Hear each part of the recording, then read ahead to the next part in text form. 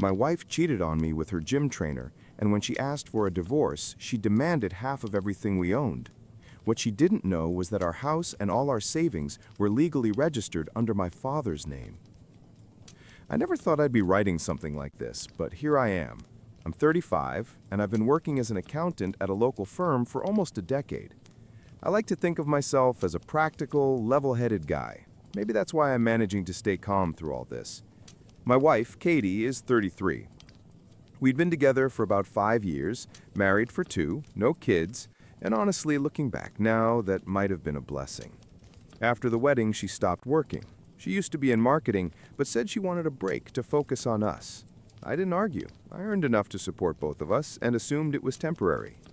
We had a house, a comfortable amount of savings, nothing extravagant, but a stable, normal life. Then, gradually, something changed. Katie grew distant, she stayed out longer with friends or at the gym, avoided affection, got irritated whenever I asked what was wrong. At first, I chalked it up to stress, but the feeling that something was off kept growing, and unfortunately, I was right. One evening, while she was in the shower, her phone buzzed. I glanced at the screen without thinking. A message from someone named Derek. "Can't wait to see you tomorrow, baby." I opened the chat. The messages were explicit, romantic, full of plans that didn't include me. She had been seeing him for months. I just stared at the screen, numb. This was the woman I trusted, the person I built a life with. But instead of anger, all I felt was emptiness. Maybe shock?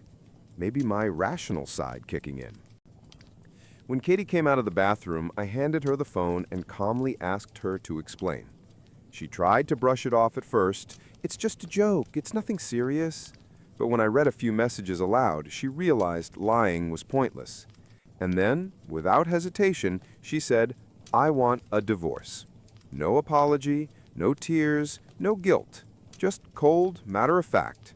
She admitted she'd been seeing Derek for a while and wasn't happy in our marriage anymore. She didn't sugarcoat anything. She was leaving for him. But what stunned me wasn't even the affair. It was what she said next. She wanted half of everything we owned. She even claimed she deserved it because she gave up her career for our relationship. Her entitlement was unbelievable, but I stayed calm, not because I'm some saint, but because I knew something she didn't. I agreed to the divorce, told her I wouldn't fight it. She looked shocked, probably expecting shouting or some dramatic meltdown, but I wasn't giving her that satisfaction. Here's what Katie never knew. Almost everything we owned was legally registered under my father's name.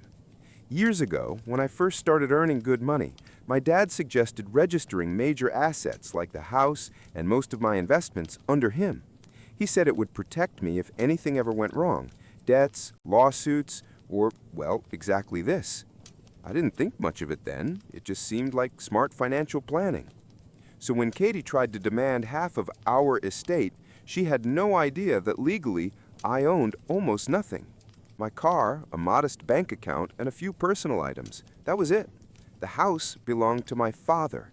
Most of the savings were on his accounts, too. To avoid a messy legal fight, I suggested mediation. She agreed, convinced she'd walk away with a small fortune. She had no clue that everything had been arranged years before she even met me. When the divorce process started, I told my dad everything. He wasn't thrilled, but he understood. We spoke with a lawyer to make sure all paperwork was solid, and it was flawless.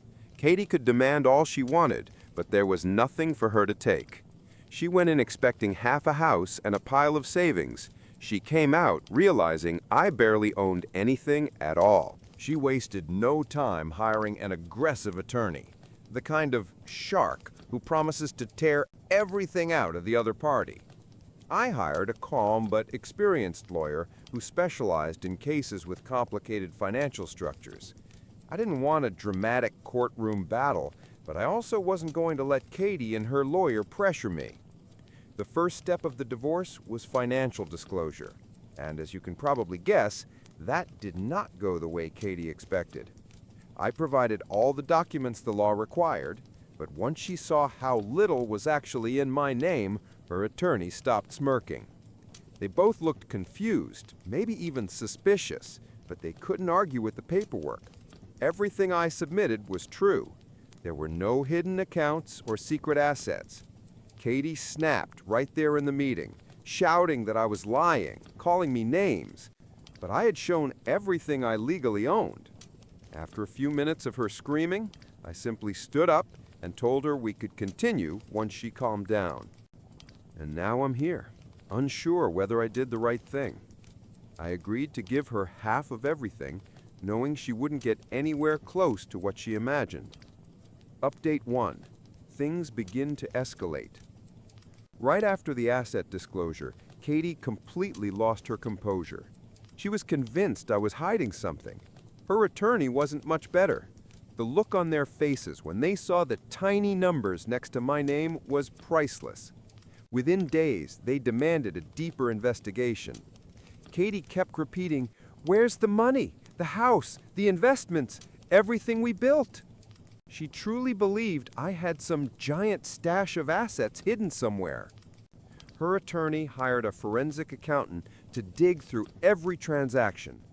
I was a little nervous, not because I was guilty of anything, but because I knew this would drag the divorce out even longer. After talking with my attorney and reviewing all documents again, it became clear they weren't going to find anything. Everything I submitted was 100% accurate. There wasn't a single trail that could lead back to the assets under my father's name. As the investigation continued, Katie became more irritated and desperate. She was used to getting what she wanted, and this time there was nothing to take. The realization that she'd walk away with almost nothing was unbearable for her. Her next move was to claim she had made a significant contribution to my career and our lifestyle. She insisted that by staying home and managing the house, I gave her the freedom to focus on work and succeed. Sure, sometimes her help made daily life easier, but I'm not the CEO of a Fortune 500 company. I'm a mid-level accountant. My income has been steady for years. There was no magical rise she could take credit for. But she kept pushing the narrative that she sacrificed her marketing career for me, even though she worked only briefly and quit by her own choice. Her attorney brought this up again and again, trying to frame me as someone who exploited her sacrifice. But there was no evidence to support that claim. At one point, they even tried dragging my parents into the process. Katie wanted to prove that they had secretly given me money or helped me hide assets. And that was the moment I finally lost my patience. My parents had nothing to do with any of this, and involving them was a cheap, disgusting move. Thankfully, my lawyer shut that down immediately, but it showed just how desperate Katie had become. As the divorce dragged on, she switched to a different tactic. If she couldn't get what she wanted in court, she tried to ruin my reputation instead. She began telling everyone in our social circle that I had been hiding money from her for years, that I was financially abusive. I couldn't believe the lies she was spreading. Mutual friends told me she constantly complained that I was leaving her with nothing and had deceived her into thinking we had more than we actually did. She even went on social media, posting vague but obvious jabs about narcissist and betrayal. Some people sided with her. There are always those who automatically believe whoever cries the loudest. But most of our real friends knew the truth. They understood I wasn't capable of what she accused me of. Watching her drag my name through the mud just because things didn't go her way was painful. But I tried not to let it get to me. I knew the truth, and so did the people who mattered. Meanwhile, I focused on protecting myself. My lawyer and I stayed in constant communication, collecting every message, every demand, every attempt she made to twist the story. If things went to court, I wanted everything documented. I also gathered proof of her affair with Derek. Screenshots, their photos together, even statements from a couple of her friends who knew about the cheating. I didn't want to humiliate her, I just wanted the truth to be clear.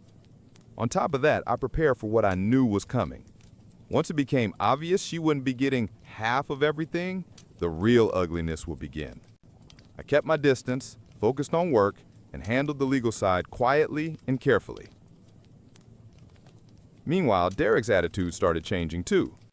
When Katie first told him she wanted to leave me for him, he seemed enthusiastic. They had some fantasy about starting a new life together. But as soon as the divorce turned into a nightmare, Derek began pulling away. Apparently, he wasn't as in love as she thought. From what I heard, he panicked when he realized being with her meant dealing with her financial mess. Rumors started spreading that he was losing clients at the gym because of the scandal. Nobody wants a trainer who sleeps with married women. He's now avoiding her, and she's finally beginning to realize this wasn't a fairy tale, but a delusion. Sometimes I almost feel sorry for her. Then I remember everything she did, and the sympathy disappears. I have mixed emotions. On one hand, yes, I'm relieved. I protected my money, and she's not walking away with what she expected. On the other hand, it's sad. This was still my marriage. I once loved her and believed we had a future. Watching it fall apart hurts, even if I know this outcome is for the best. Update 2. Things get even crazier. Since my last update, everything spiraled even further. Katie is in full-blown panic mode, and it's showing in the worst ways. She finally accepted that she won't get the payout she was counting on. So now she's trying to turn my life into hell. Her latest stunt is threatening to destroy my career. She told me outright that if I didn't be more generous, she would make sure everyone in my office found out what a monster I supposedly am. At first, I wasn't even sure what she meant until she started showing up at my office unannounced. The first time, she pretended she just wanted to talk. But when I made it clear there was nothing left to discuss, she snapped, raising her voice, saying things like, "I'll make sure everyone knows who you really are." Luckily, I managed to get her out before it turned into a full-blown scene, but it's obvious she's becoming unpredictable. Back at her parents' house, where she's living now, things aren't great either. From what I heard, they support her, but they're not thrilled with the situation. Once she realized she wasn't getting the jackpot she imagined, she moved in with them, and apparently tensions there are growing too. At this point, even her own parents seem to be realizing that her victim act is nothing more than a performance. Mutual friends told me she's been snapping at everyone, fighting with her family, and acting like she's on the verge of a breakdown. The legal side of everything has also become more chaotic. Katie's lawyer is desperately trying to dig up anything they can use against me.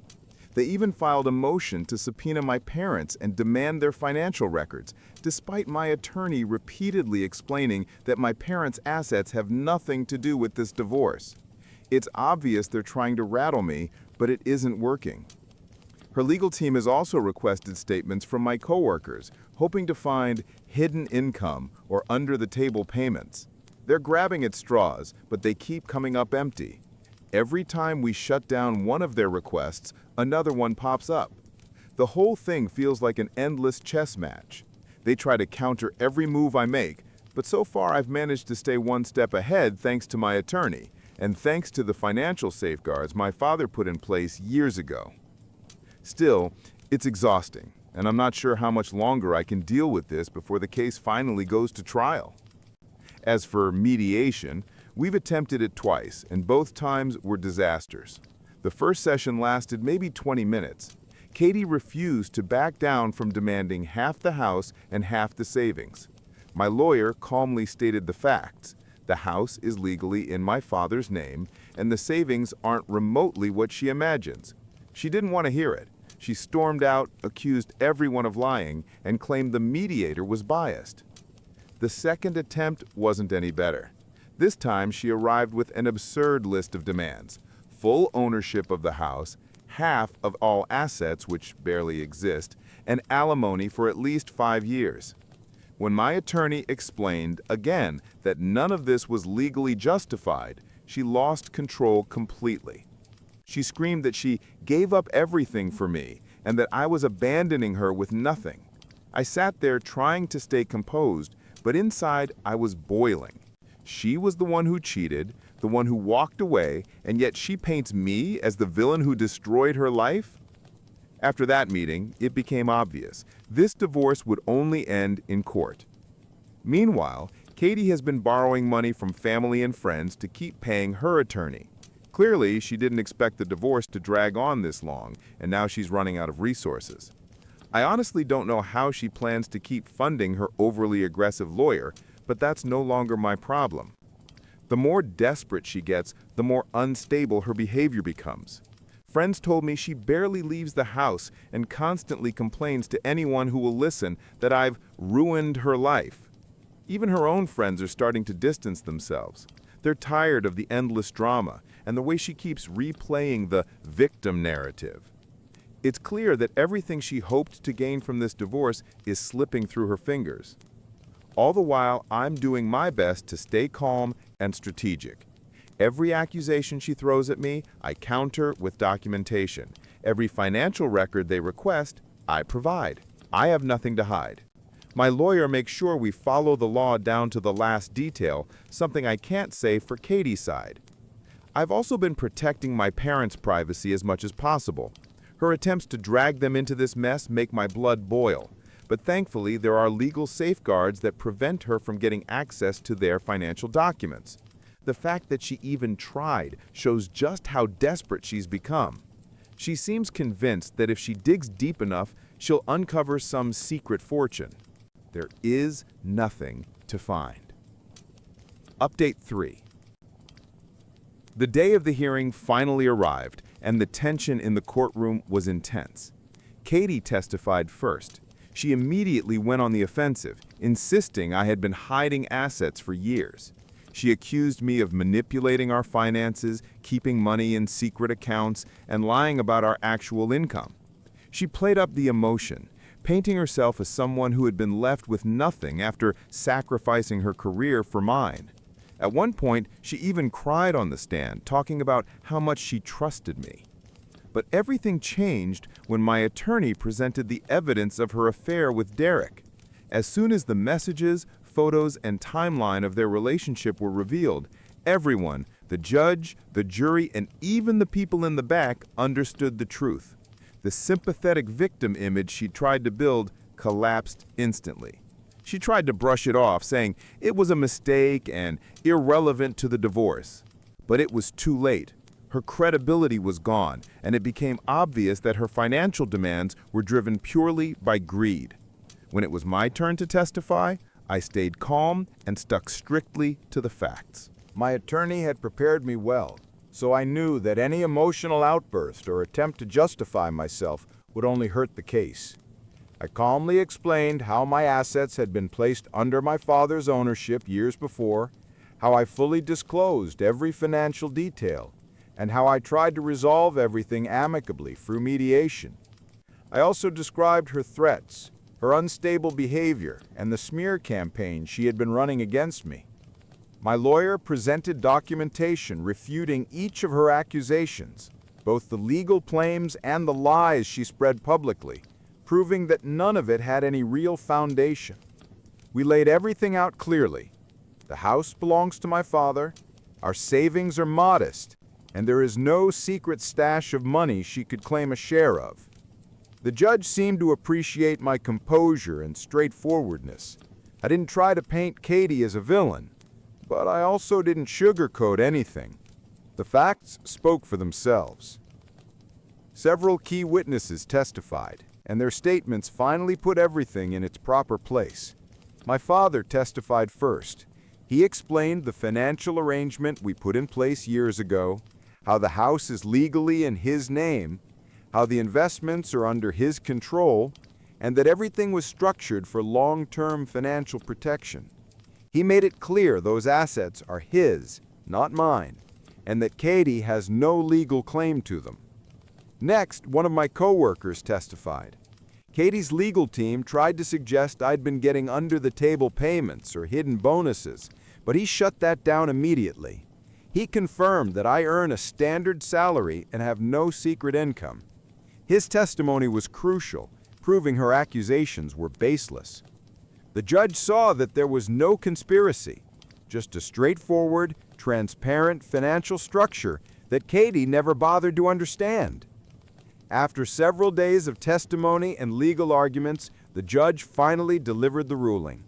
Hearing that the decision was in my favor felt like a weight had been lifted off my chest.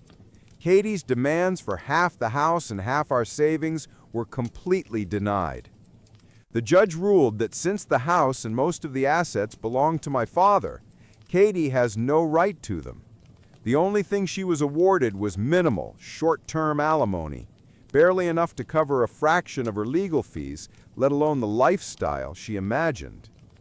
He also specifically noted that her affair and her lack of contribution to our finances influenced the decision.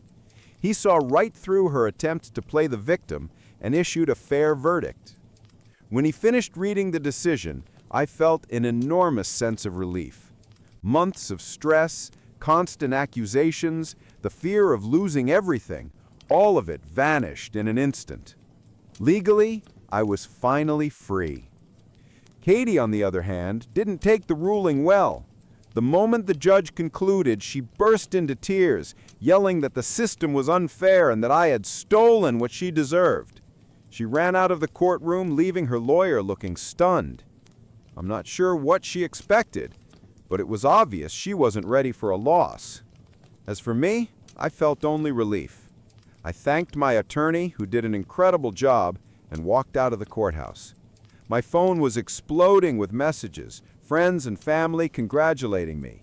The news spread quickly, and soon everyone in our community knew how the case ended. It felt good knowing the truth had finally come out, and I could start moving on. But Katie didn't stop. Right outside the courthouse, she caused another scene in front of a small crowd, shouting that I manipulated the system and that she would appeal. The problem is, she has no money for an appeal. Her attorney had already hinted that her funds were gone, and now, from what I've heard, she's still borrowing from relatives and friends just to stay afloat. I'm endlessly grateful to my father for his foresight. I can't even imagine the mess I'd be in without his planning. And I'm grateful to my family, friends, and colleagues who didn't abandon me when she tried to destroy my reputation. Now, for the first time in a long while, I'm looking toward the future with hope. I know it will take time to recover, emotionally and financially, but I'm ready to rebuild.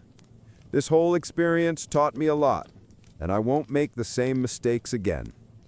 Right now, all I want is to return to a normal life and finally enjoy some peace.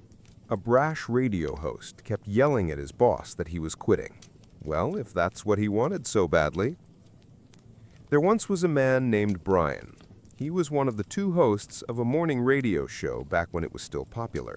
You probably know the type. Two friendly voices on air, a quick weather update, a summary of celebrity gossip, and a couple of songs. I worked as an advertising sales manager at the station that aired this morning show. Brian had come to us from a big city. He was new to daytime radio.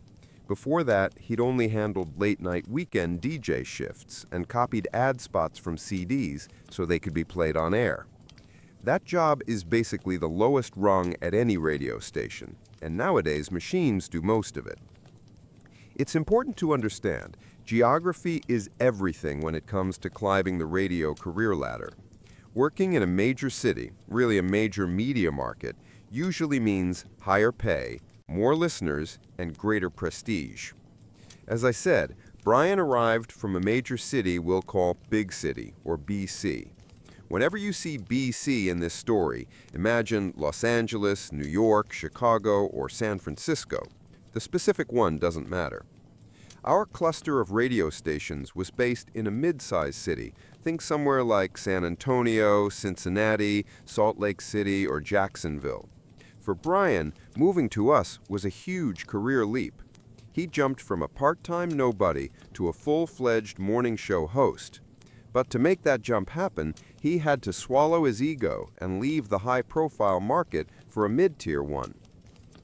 Brian's boss, the station's program director, was a guy named Petey. He was responsible for everything that aired except for the commercials. That was my territory. Petey also oversaw the hosts and the music. I always thought his calm, gentle personality came from the fact that he had 5 kids at home. When you're raising that many children, you got used to big personalities and emotional outbursts. In tense work situations, Petey was like an anti-catalyst. When he showed up, everything usually settled down. He was also just a great human being. He and his wife had adopted 3 of their 5 children. Over time, it became obvious that Brian neither liked nor respected Petey. It started with small, snide remarks about supposedly stupid decisions Petey made. Brian's favorite phrase was, Back in BC, we never did it that way. He made several attempts to get Petey fired. He'd walk into my office and say things like, "Petey decided, insert decision here. Isn't that a terrible idea? In BC, this would never happen." I always told him I stood by Petey's decisions. Eventually, things escalated to Brian regularly screaming at Petey. He'd get furious over some minor issue and blow up. A few times he even stormed out, slamming doors, shouting that Petey could go to hell and that he was quitting to return to BC. But after a couple hours, he'd cool down and come back. At Petey's request, everyone pretended nothing had happened. "He just needs to let off steam," Petey would say. Despite everything, Petey stayed patient with Brian. The morning show still had decent numbers, plenty of listeners, and solid ratings. My team sold lots of ad spots at good prices, and everyone was making money. Petey was willing to tolerate Brian acting like a raging monster as long as the performance remained strong. But here's the truth. The show wasn't actually that good. The ratings were high only because we had almost no competition in that radio format. That changed a few years later when a competing station launched their own morning show. Our numbers tanked. What used to be the leading program in our target demographic suddenly had real rivals. I'm not sure Brian even noticed, but my team and I definitely did. Demand drives pricing, and suddenly we had a product with weaker demand, meaning cheaper ad rates and fewer advertisers. Eventually, my boss noticed too. A group of managers, including Petey and me, decided that something had to change. If this had been a corporate station, Brian and his co-host would have been fired long ago. But this was a privately owned company run by people who cared about their staff. They wanted to keep both morning hosts employed, Brian included, at their current pay, just in different on-air roles across our cluster. For several weeks, management already knew the morning show would be restructured, but we hadn't yet finalized the new lineup. Only the leadership team was aware of the coming changes. Brian had no idea he was about to be reassigned. Then one morning, right after the show ended at 9 a.m., Brian walked into Petey's office to discuss the schedule for weekend appearances. We called them remotes, on-site broadcasts that helped radio hosts earn some extra cash. You probably heard these. Hey everyone, this is Chicken Boy, coming to you live from Salmonella Chrysler Ford Jeep. That's how those remote broadcasts usually sounded. Advertisers paid hosts separately for these appearances. At the time, the standard pay was about $100 per hour. So a host could sit in a car showroom for a 2-hour broadcast, chat with salespeople, and walk out with $200 in cash. Most weekends had 5 or 6 of these gigs. Petey was the one assigning hosts to the remotes. He tried to split them as fairly as possible so everyone had a chance to earn extra money. Brian constantly tried to grab more than his share, and more often than not, he got what he wanted. One Tuesday, right after Petey posted the schedule for the upcoming weekend, Brian stormed into his office. Petey's office was just 2 doors down from mine. Brian demanded to know why he'd been given so few remotes. Petey calmly told him that he already had 2 out of the 6 for that weekend. But that wasn't enough for Brian. Moments later, he barged into my office and said something like, "Don't you think advertisers would prefer the top morning show host for their event instead of some random overnight DJ? Back in BC, that's how it worked." I replied, "Assigning talent to remotes is Petey's responsibility. He makes the right call for both the advertisers and the station." Brian scoffed, spun around, and blasted back toward Petey's office, slamming the door so hard the walls shook. From my desk, I heard him yell, "Aw, screw this! You're an idiot! I quit! I'm going back to BC!" Then he burst out, stormed through the lobby, and headed straight to the dealership loaner car, the promotional vehicle the station provided him to drive. I walked over to Petey's office. "He's just blowing off steam, right?" I asked. Petey looked unusually serious. "You heard what he said? He said he quits. I'm pretty sure half the building heard it too. Then Petey said, "Come with me to accounting." Of course, I knew exactly what was coming. Brian had resigned verbally in front of both of us, and Petey had a witness. In accounting, our bookkeeper, Dolores, said it would be best for Petey to write a formal memo documenting what happened and officially accept Brian's resignation on behalf of the company. I wasn't at the station when Brian eventually came back. I'd gone to a sales meeting. But here's what Petey and the receptionist later told me. Several hours after his meltdown, Brian strolled in as if nothing had happened. He tried entering through the employee door, but his code no longer worked. So he circled around to the main entrance and came in through the front lobby. He tried his access code again at the inner door. Still dead. The receptionist called Petey. Petey arrived carrying paperwork. Right there in the front lobby, he said, "Brian, your resignation has been accepted. Here are the documents. Please sign." Brian froze, stunned. He signed without saying a word. Petey continued, "We'll also need the keys to the dealership vehicle you were driving." Brian slid the key off his ring and handed it over. "We'll pack up your belongings from your desk and the car. Should we send them to your current address or forward them to BC?" Brian whispered, "My current address," with tears in his eyes. The receptionist ordered a taxi for him. Brian sat outside the station crying until it arrived. He later tried to get a job at another radio station in town, but as far as I know, nothing ever worked out. I have no idea where he is now or what he's doing. His former co-host is still in radio, hosting afternoon shows on another station. We replaced Brian's show with something better, and the ratings bounced back. The dealership promotion was moved to daytime, and the midday host happily drove the sponsored car around for another 3 months. I caught my girlfriend cheating with my closest friend, turned him over to the police, and cut all ties with her. My late wife, Rachel, and I grew up in a medium-sized town with around 30,000 people. We'd known each other since we were about 6 years old and were practically inseparable. By 16, we started dating, and when we turned 18, we moved a few hours away to pursue jobs. At 20, we got married and bought our first house.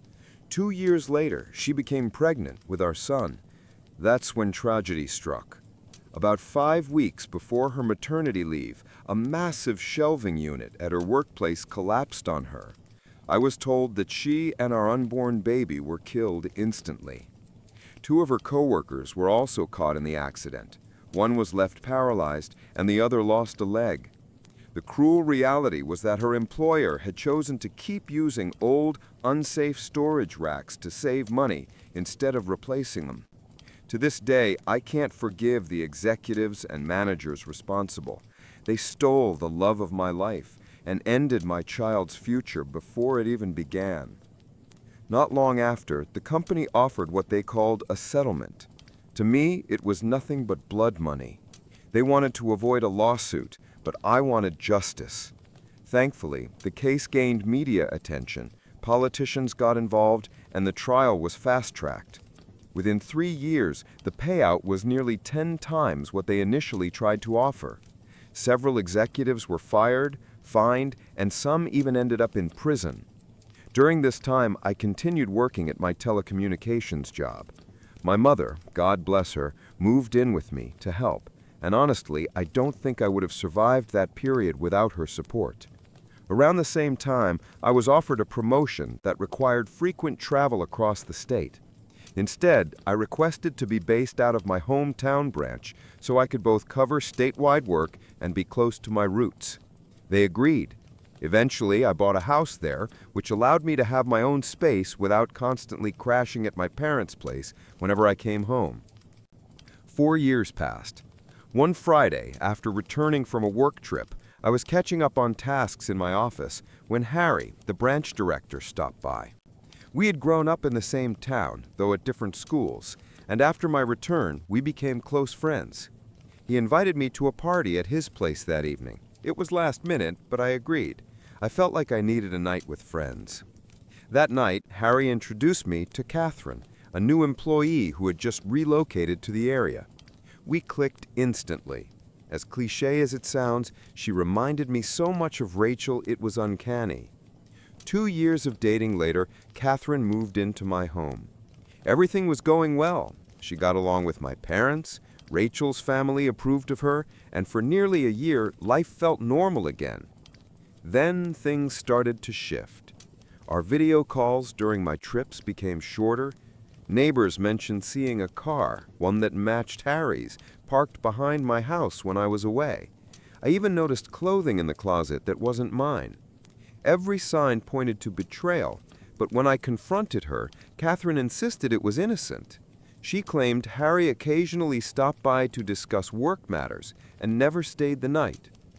I convinced myself I was just paranoid and tried to move on, though deep down the doubt lingered. 6 months later, the truth hit me in the face. I had just closed a major deal, and the negotiations wrapped up earlier than expected. Instead of staying out of town, I booked an earlier flight home, wanting to surprise Catherine. A few hours later, I arrived in my hometown. Rather than pulling into the driveway, I parked in the alley behind the house, hoping to sneak in and give her a happy surprise. But part of me wanted to see if that mystery car was really there. And sure enough, it was. Parked directly at the back entrance was Harry's car. My stomach sank. For a split second, I hoped maybe it belonged to someone else, a careless neighbor perhaps, but the license plate confirmed it was his. My pulse skyrocketed as I stepped out, walking toward the rear of the house. And that's when I saw something that made my heart plummet. Time froze when I walked into my own kitchen and saw my closest friend having sex with my girlfriend on the counter. My mind went blank. 1,000 questions swirled inside me. Was this real? Was I dreaming? Why were they doing this in my house of all places? Shattered, I turned and slipped away unnoticed. I sat in my car for what felt like an eternity, tears running down my face. But grief quickly gave way to rage, the same kind of fury I once felt toward the people responsible for Rachel's death. Only this time, I had no intention of using violence. I considered myself a pacifist, but I knew I could still ruin their lives in a different way. I reversed down the alley, far enough to keep Harry's car in sight, then drove back near the front gate where I could watch the house. I called Catherine. They were still going at it when her phone rang. I watched them pause, glance at the screen, and exchange looks when they saw my name. She hesitated but didn't pick up. Seconds later, they resumed. I dialed again. This time, she answered. I hung up immediately. Moments later, she called me back, asking why I was ringing so late. I told her I'd be home in 10 minutes and didn't want to scare her by showing up unexpectedly. She faked excitement, said she was glad I was coming home, and quickly ended the call, claiming she needed to change clothes. Not long after, Harry bolted out the gate half-dressed, leapt into his car, and sped off like the devil was chasing him. I couldn't help but smirk, knowing I had terrified them both into thinking they'd been caught. I waited a few minutes, then parked where Harry's car had been. The rest of the night went quietly. Once she was asleep, I slipped into my office at the end of the hall, wide awake. I needed a plan. My mother had always taught me to let karma do its work, but this time, karma was going to get some help. I decided to punish them separately, but destroy both of their lives. I knew Harry was into substances, nothing hardcore, but enough to ruin his career if exposed. I'd stumbled upon some powder and weed at his place once, though he tried to cover it up.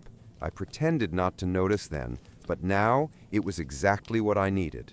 I began contacting shady clients and made several purchases, building up a stash over a few weeks. Soon I had more than enough to execute my plan. A month later, I hosted a barbecue for friends, Harry included. Once I made sure he had drunk plenty, I convinced him to crash at my place. Early the next morning, I planted the stash and some of my personal belongings inside his car. the largest amount hidden under the spare tire compartment. I also slipped a smaller stash into his home later when I dropped him off too drunk to drive himself. Days later, I staged a burglary. I smashed the glass in my kitchen's back door and left it ajar before heading to the airport. When my plane landed, I had several messages waiting.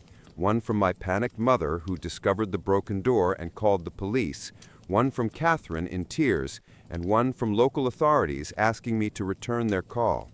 I told the police I was away on business and would speak to them once I got back. In the meantime, I asked Catherine to stay at my parents' house until I returned, and arranged through my father to have a security company install cameras and an alarm system. When I came home, I acted the part, shocked, confused, and upset. How could this happen? Who would want to break into my home? After a police walkthrough confirmed missing personal items, I filed a report. The security rep then showed Catherine and me how the system worked. She nervously asked what to do if we wanted privacy while being intimate. He assured her it was a common question and showed how to disable cameras in certain areas. As I escorted him out, I asked him if he could also set up email alerts for whenever the cameras were switched off. He happily obliged. Perfect. All I had to do now was wait. Meanwhile, I quietly consulted a family lawyer. I needed to be absolutely certain that when the time came, I could legally walk away from Catherine without paying her a cent or splitting any property.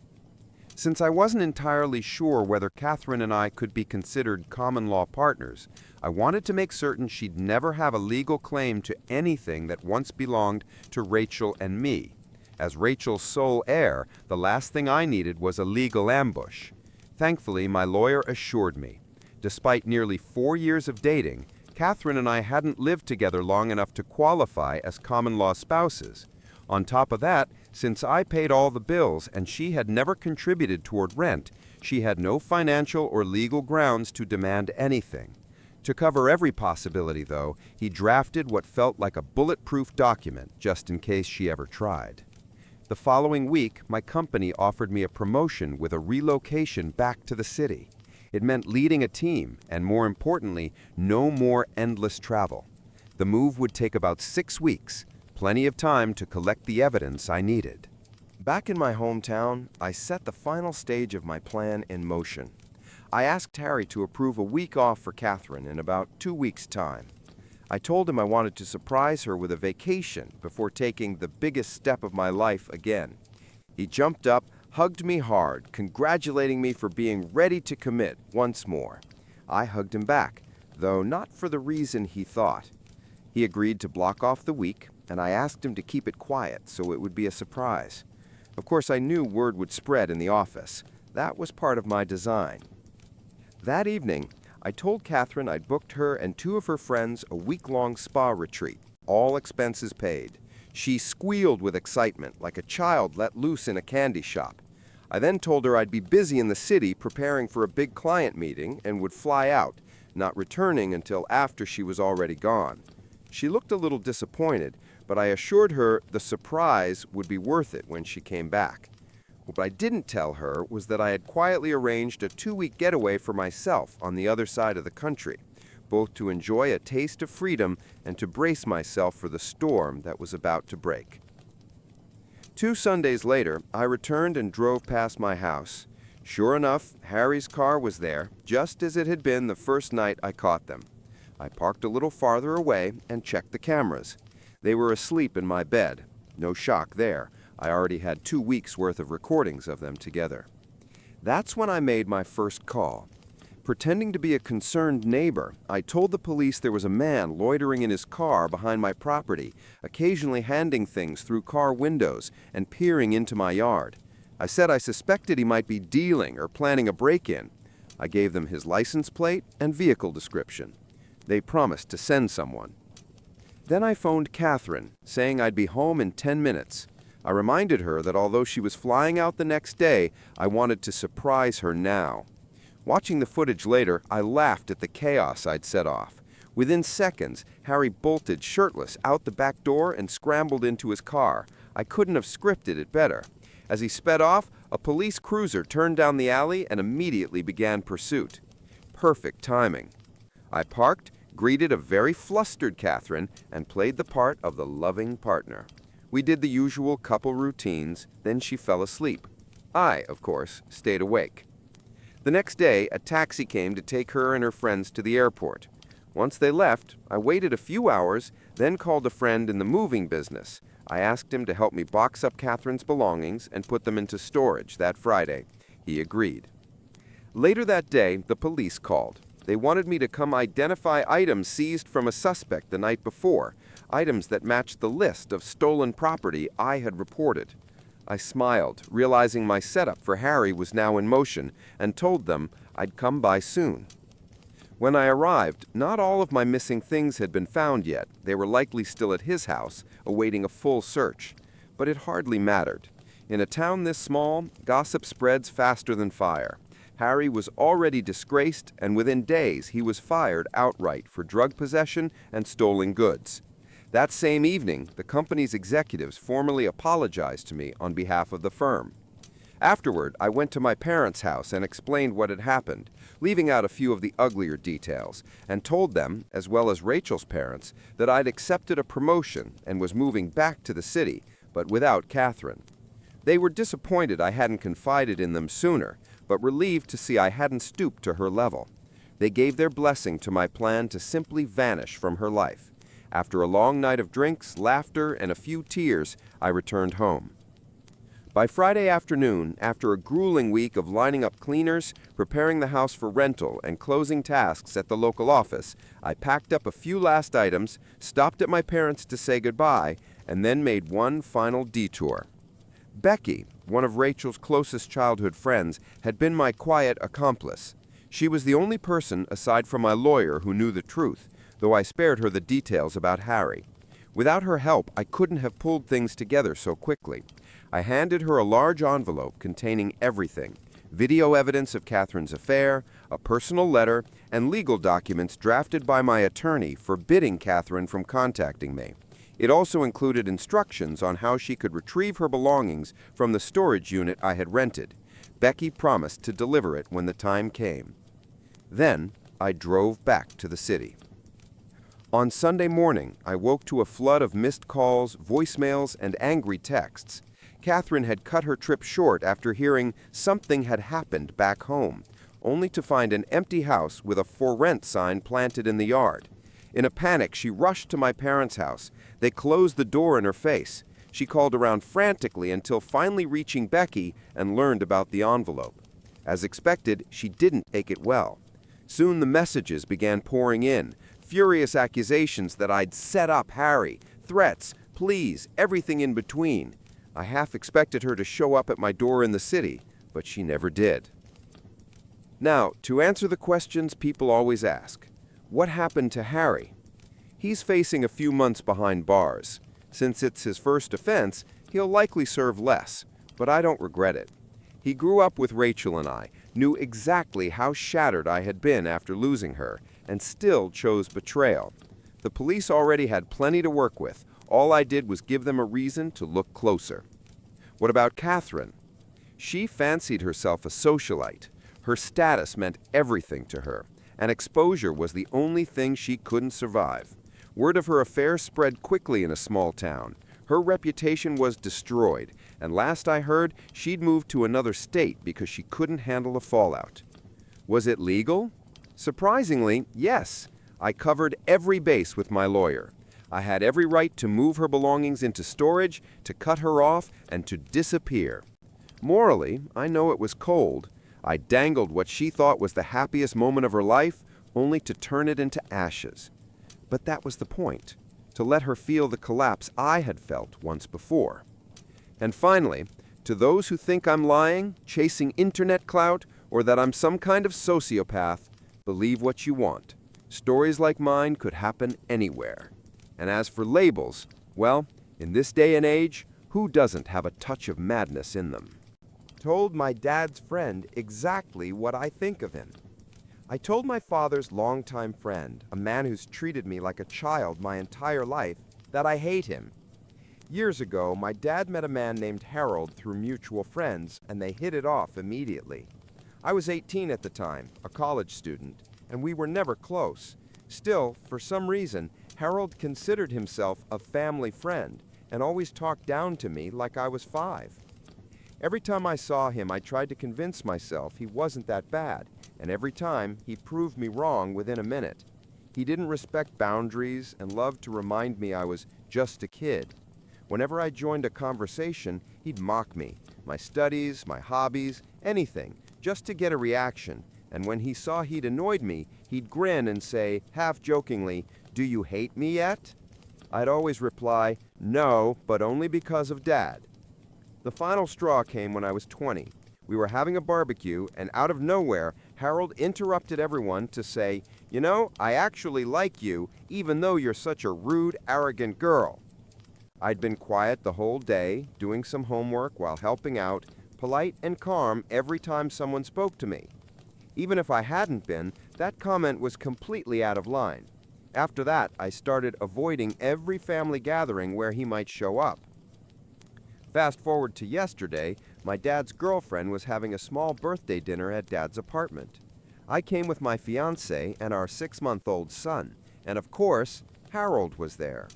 I hadn't seen him in years, but he talked to me exactly the same way, like I was some clueless teenager. Except now I'm 26, engaged, and a mother. Throughout the party, he kept offering advice that I was too young to marry, too young to raise a baby. Thankfully, most of the guests disagreed with him. My son slept through most of the afternoon, and when he woke up hungry, I went to feed him in my old bedroom.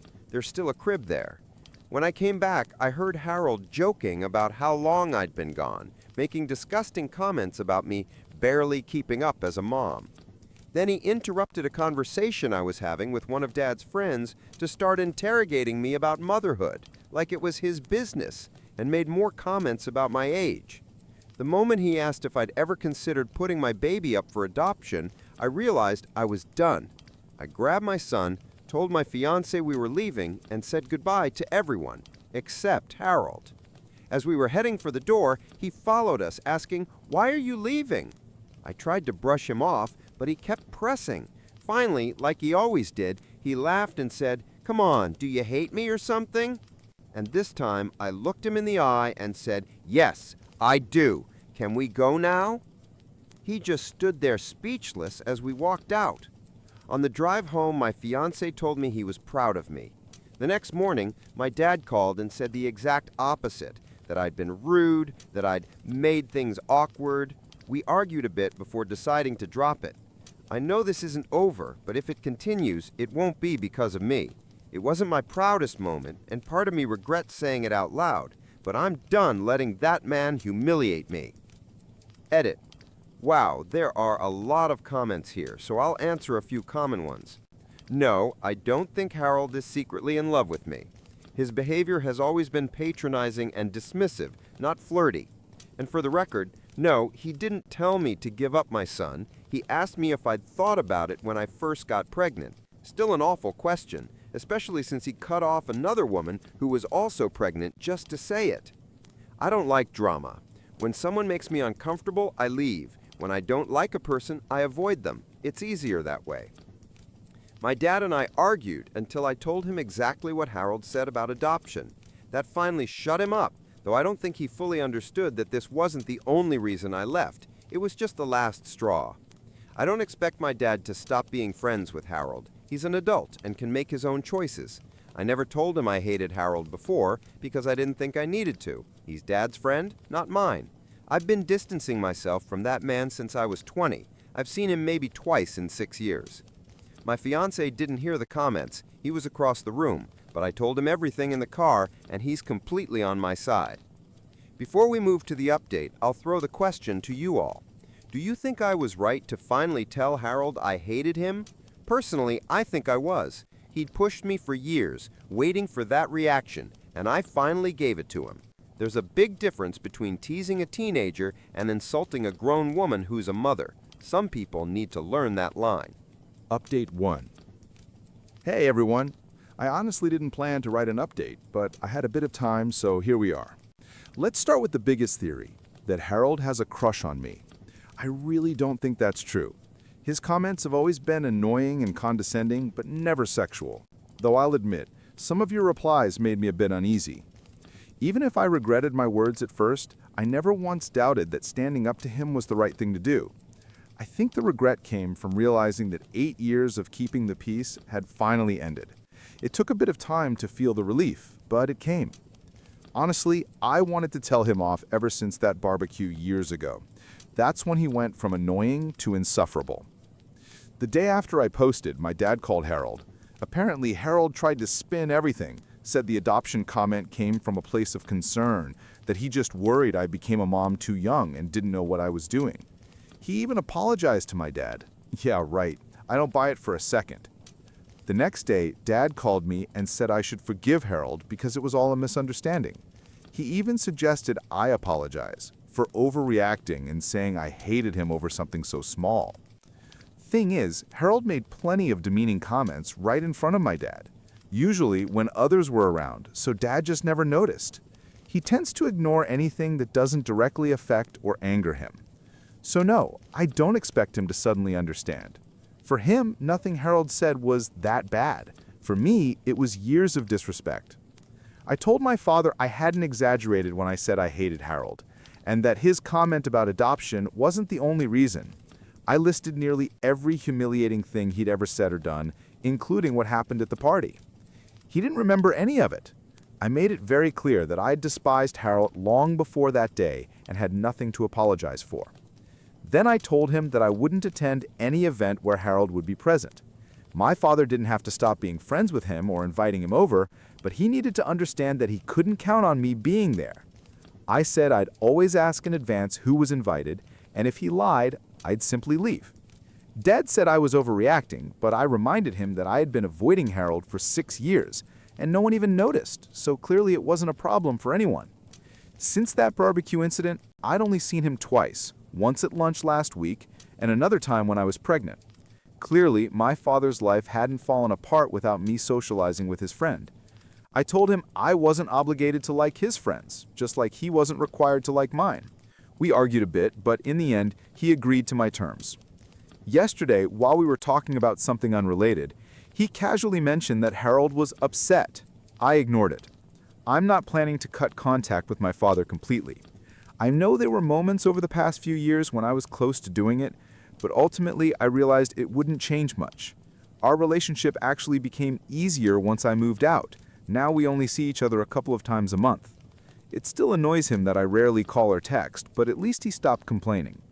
There's no point in cutting off someone who no longer has control over your life.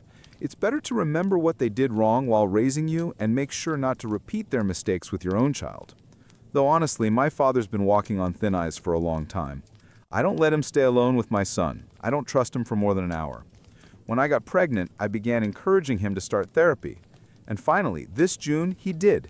His attitude toward me and my younger sister, who splits her time between our divorced parents, has genuinely improved since then. I made it clear that if he quits therapy, I won't let him see his grandson. For the first time ever, my dad actually seems to be changing for the better. It's hard to stay optimistic, but I'm trying. And if I ever decide to go no contact, it definitely won't be because of damn Harold. That's about it, really. I'm relieved that I don't have to pretend anymore. Things with my father are still tense, but I'm not dwelling on it. My main priorities are my son, my fiancé, and my work, and that's not going to change anytime soon. Update 2. Last week, my fiancé, our baby, and I spent a few days visiting my cousin. On the day we arrived, we went with her to pick up her daughter, my little cousin, I'll just call her my niece, from school. When we got there, she was chatting with a boy. She saw us, gave him a friendly goodbye hug, oh the horror, and ran over to us. We talked for a bit, and then she immediately focused on my son, completely smitten. She grabbed my fiancé's hand and dragged him off to show our baby to our classmates while I waited with my cousin.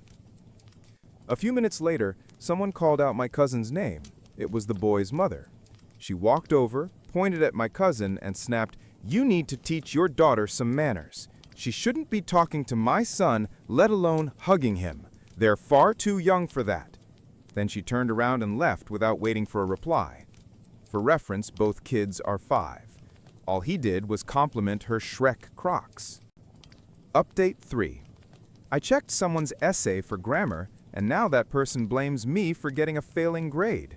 Since high school, I've occasionally proofread friends' papers, mostly fixing grammar and making small tweaks.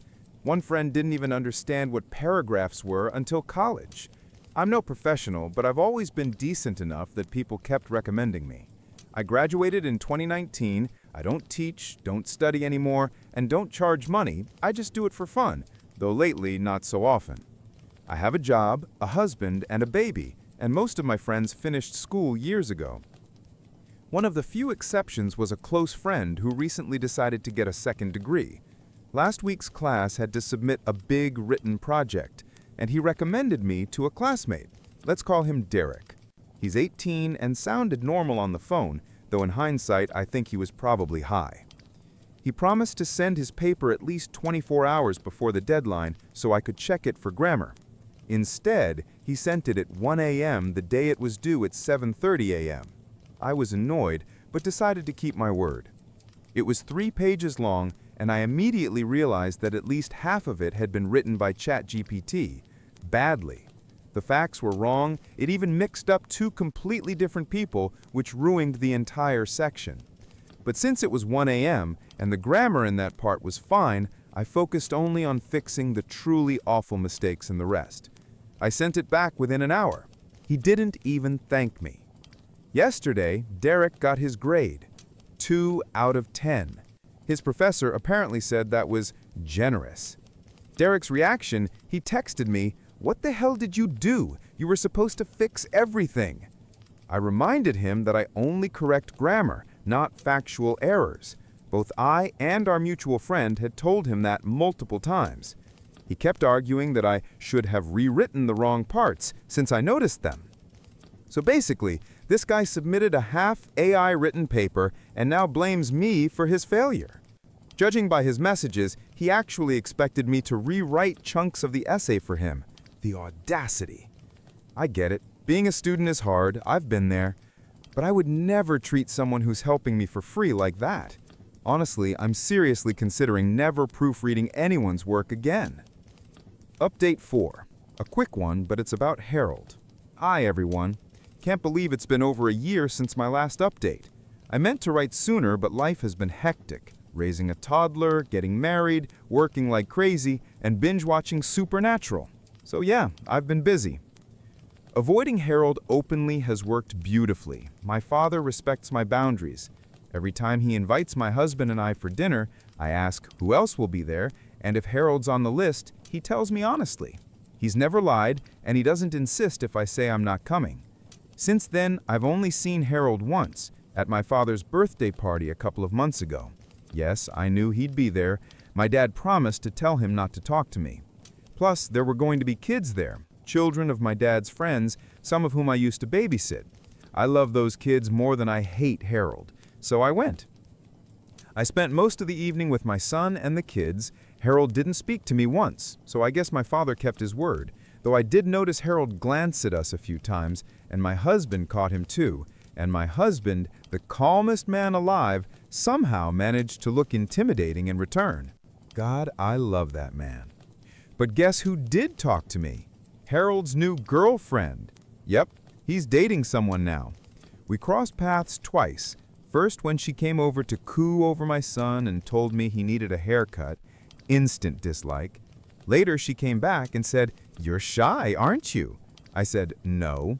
She laughed and added, "Oh yes, you are." She said it in that sing-song tone people use with 6-year-olds. I barely kept a straight face, otherwise I might have told her that I just preferred hanging out with kids who were far better company than her and her insufferable boyfriend. Honestly, they're perfect for each other. Not much else to add. My dad broke up with the woman he was dating last year, long story, and now he has a new girlfriend. She's not annoying or crazy, and honestly, I like her. Still, I'd bet their relationship won't last more than a year. Things with my dad aren't perfect, but they're better. He actually apologizes now. Maybe it's therapy working. Or maybe motherhood just made me terrifying. Either way, I'm not complaining. And I have to admit, he's turned out to be a great grandpa. I'm genuinely happy my father continues to respect my boundaries regarding Harold. I don't need that man in my life at all. Right now, I'm content. My son's happy and healthy. Part of me misses when he was tiny, but I'm prouder of him every single day. Watching your child grow into himself, it's just the best feeling in the world. I threw out my pregnant sister-in-law's food. My brother and his wife, Laura, who's 7 months pregnant, have been staying with us for about a week while he interviews for a job in our city. My kids adore having their aunt and uncle around, and everything had been going smoothly. Yesterday, Laura went grocery shopping and came back with several bags. I thanked her, but told her it really wasn't necessary. Our kitchen is already stocked, and their company is more than enough. She said she wanted to buy food herself, and most of the items were things she was seriously craving. As I helped her unpack, I noticed almost everything contained peanuts. Cookies, crackers, peanut butter, even some kind of peanut-filled cake. My stomach dropped, because she knows my 8-year-old son has a severe peanut allergy. We don't keep anything with peanuts in the house. When he was younger, we had a medical emergency that nearly cost his life. Ever since then, peanuts are a hard no. I tried not to be rude, but I told her I wasn't comfortable having that stuff in my home. Laura insisted she'd be careful. She wouldn't eat it around him or the other kids. She'd clean up afterward, she promised. She said her pregnancy cravings were intense and she really needed these snacks. Look, I have 4 kids. I know pregnancy cravings can be weird. I personally never had any that extreme, but every woman is different. I explained everything to my son and told him not to touch her snacks or be near her when she ate them. Fine. Problem solved. Or so I thought. This morning, I went downstairs early to make breakfast. I opened the fridge and found strawberries covered in peanut butter sitting right on the shelf with no container. Next to them, an open jar of peanut butter with the lid barely hanging on, and a plate of cold, soggy peanut butter sandwiches because apparently she likes them that way. I was furious. I've read enough about airborne allergens to know this was not safe. I grabbed a trash bag and started dumping everything inside. Her food, our food, all of it. I didn't care. I planned to take the bag straight to a shelter and explain why I couldn't keep it. Laura walked in while I was still fuming and asked what I was doing. I didn't hide my anger. She immediately got defensive, saying I had no right to throw away her food, that her baby needed it, and that I was being cruel to a pregnant woman. I told her point blank that I didn't care. If she couldn't respect my rules or my child's safety, then her cravings were not my problem. My kid could die. She stormed upstairs, packed her things, came back down, grabbed the bag of food, and left in tears. My brother called about half an hour later during a break in his interview. He was upset with both of us, said everyone was overreacting and that our son was still perfectly fine. When my husband came home, I told him everything, and he immediately took my side. So, was I wrong? Before we move on to the update, I'd love to hear your thoughts. Honestly, I can understand both sides here. If I were the pregnant woman, I'd probably feel humiliated and confused too. Someone throwing away all the groceries I bought, including my own food, because of a few peanut butter snacks? I'd be annoyed. But I also fully understand the mom. You simply cannot risk your child's life just to satisfy someone else's cravings. The unborn baby doesn't need peanut butter. It's a craving, not a medical necessity. Looking at the situation logically, the mom was right to prioritize her son's safety. Severe allergies are no joke, and if airborne peanut particles are even a small possibility, she had to act. The pregnant woman showed a shocking level of carelessness. So what do you think? Whose side are you on? Update 1. As many commenters predicted, Laura immediately ran to my family to complain. To her credit, she didn't twist the story. She told it exactly as it happened. And my mother was furious. She called me out of breath like she'd sprinted a mile, right after giving Laura a long lecture and making sure my son was okay. I can only imagine what she said to her. Even my stepdad gave Laura one of his signature disapproving glares, the kind that could make a grown adult rethink their entire life. My brother came by later that evening to pick up his things. For some reason, Laura had only packed hers. He apologized for what happened and said he'd talk to her once she calmed down. According to him, she'd been crying non-stop ever since leaving my mom's place and now felt completely unwanted in our family. And of course, he blamed me for that. My husband stepped in and told him enough was enough, that Laura's feelings didn't outweigh what we had gone through and that she needed to stop acting like the victim. He pointed out that I'd been scrubbing the house from top to bottom for hours because of her stunt. Yes, I panicked a little and launched into a full deep clean, especially in the kitchen. My brother stormed out, saying we were impossible to reason with because we're both too stubborn. Now that I've calmed down, I do feel bad that Laura is hurt and feels unwelcome. That was never my intention. I'm actually considering apologizing, not for what I did because I still believe I was right, but for how I reacted. I should never have agreed to let peanut products into the house in the first place, and I definitely could have handled the fridge situation more calmly. Update 2. A lot of people asked for a continuation, so here it is.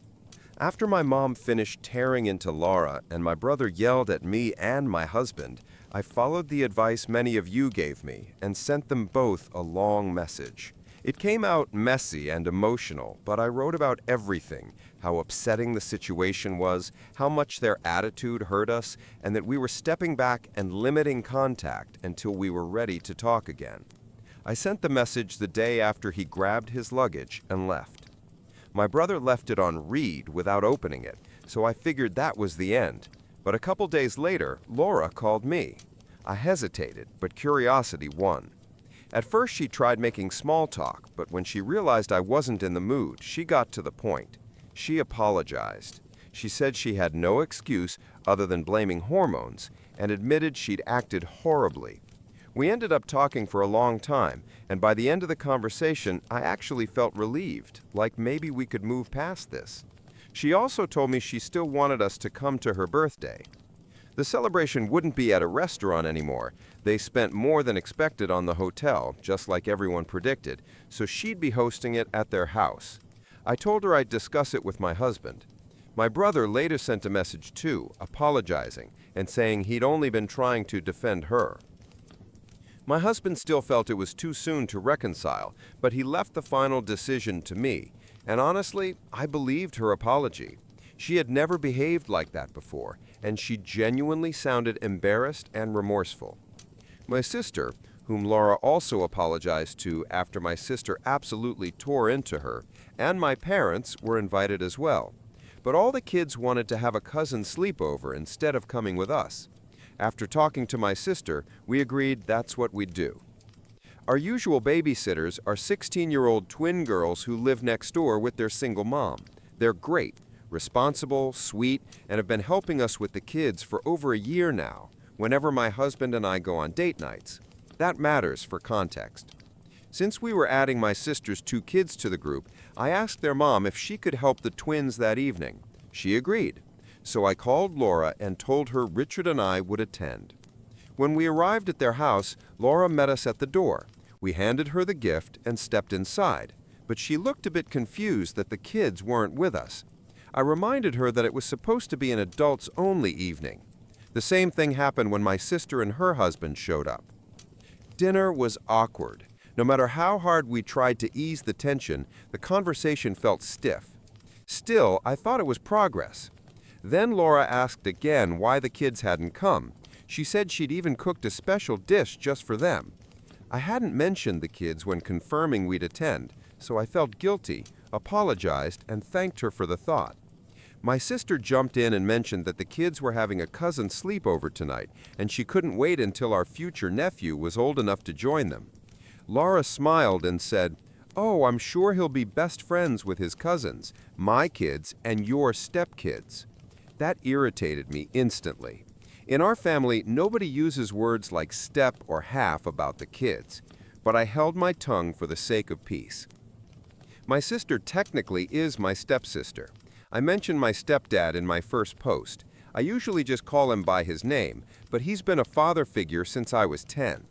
My sister shot Laura an offended look and my brother nudged his wife quietly with a face that clearly said, "What are you doing?" We ate in tense silence for a few minutes, barely keeping conversation alive, until Laura asked again about the kids, specifically who was watching them if all four parents were sitting at the table. I told her that our neighbors, the mom and the twin daughters, were babysitting tonight. Laura burst out laughing and joked that those girls and their mother must be so incompetent that all three of them could barely handle my kids.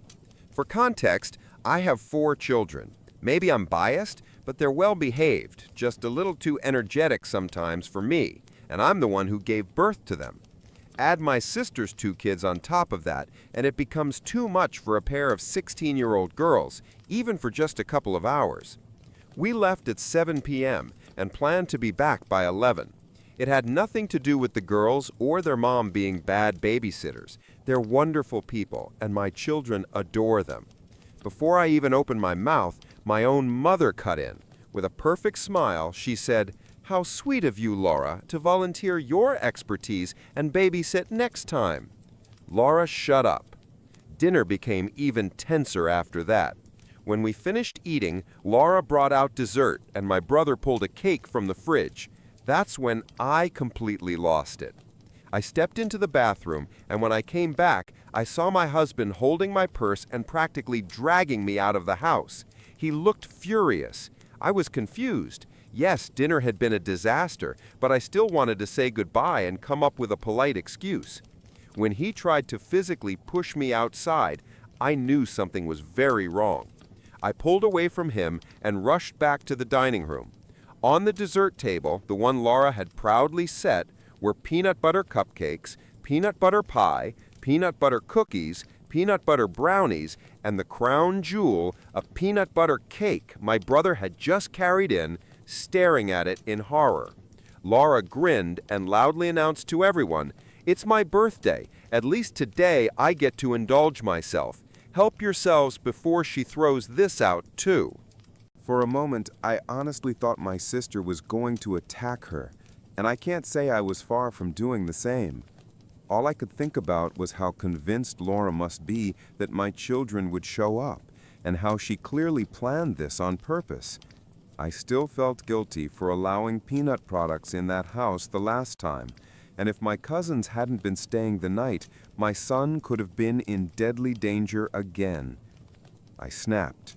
Before I even realized what I was doing, I grabbed Laura by the head, turned her toward my brother, who looked too stunned to move, and shoved her face straight into the cake. I held her down while she flailed and said, "I hope you choke on your little indulgences," before letting go. Honestly, a part of me wanted to launch the pie at her as well, but I had already embarrassed myself enough. I told my brother I was done, with him, with his wife, with all of it. And if either of them tried contacting me or my family again, I'd file for a restraining order. My husband finally managed to get me out of the house. My sister followed with her husband while our parents stayed behind. I heard Laura screaming profanity after us, but my stepdad raised his voice, something he almost never does, and she went silent immediately. People joked in the comments of my first post about his death stare, but trust me, the man is usually calm as a stone. If he shows emotion, things have seriously gone off the rails. When we were kids, one frown from him was enough to make us understand we were in trouble. I haven't asked my mom what happened after. I can't handle another blow connected to my brother and his choices. I know this isn't the update anyone expected, but I'm done with both of them. My brother had to know. All of this happened under his roof. It breaks my heart that I won't see my nephew anymore, that my kids won't meet the cousin they were excited about, but better to grieve that than to bury my son. Don't spare me harsh words. I'm 32. I shouldn't have been so naive. And yes, I know my reaction was wrong. I'm already talking to my therapist, trying to deal with the guilt. Please don't judge too hard. I'm still shaken. I'm also considering family therapy for my kids to help them process losing an uncle and aunt who used to be a big part of their lives. And now, we move on to the next story. Tell me in the comments, was the narrator right in the end or not? Maybe she shouldn't have snapped so badly that she shoved her sister-in-law's face into a cake. But honestly, a part of me just wants to say, well done. That was pretty much the ultimate payback she could have delivered. Almost 7 years ago, my family cut me off completely and threw me out of the house. At the time, I was only 22, still working my first job, not financially stable enough to rent on my own. It all happened so suddenly that I had no time to prepare, emotionally or financially. And the reason for all of it was my sister, Hannah. Hannah and I were never especially close. She was quite a bit older than me. By the time she was 27, she married her boyfriend, Pete. They stayed married for about 3 years before she filed for divorce, claiming Pete had been cheating on her with one of my friends. Back then, I was still living with my parents after college, saving money before moving out. Everything at home was fine until Hannah came back one night in tears, declaring she'd discovered Pete's betrayal. According to her, he had been having an affair for 6 months, and somehow it was my fault. The reason? I had introduced Pete to my friend Emily. She had been struggling to gain weight, and since Pete was a certified nutritionist, he offered to help her out. That was it. Hannah twisted that into a story that Emily was the woman Pete cheated with. I was stunned. Emily and I weren't super close, but I knew her well enough to believe she would never get involved with a married man. And Pete, if anything, he always seemed hopelessly devoted to Hannah. He talked about her constantly, and not once in those 3 years did I see anything suspicious. But none of my doubts mattered. My parents instantly sided with Hannah.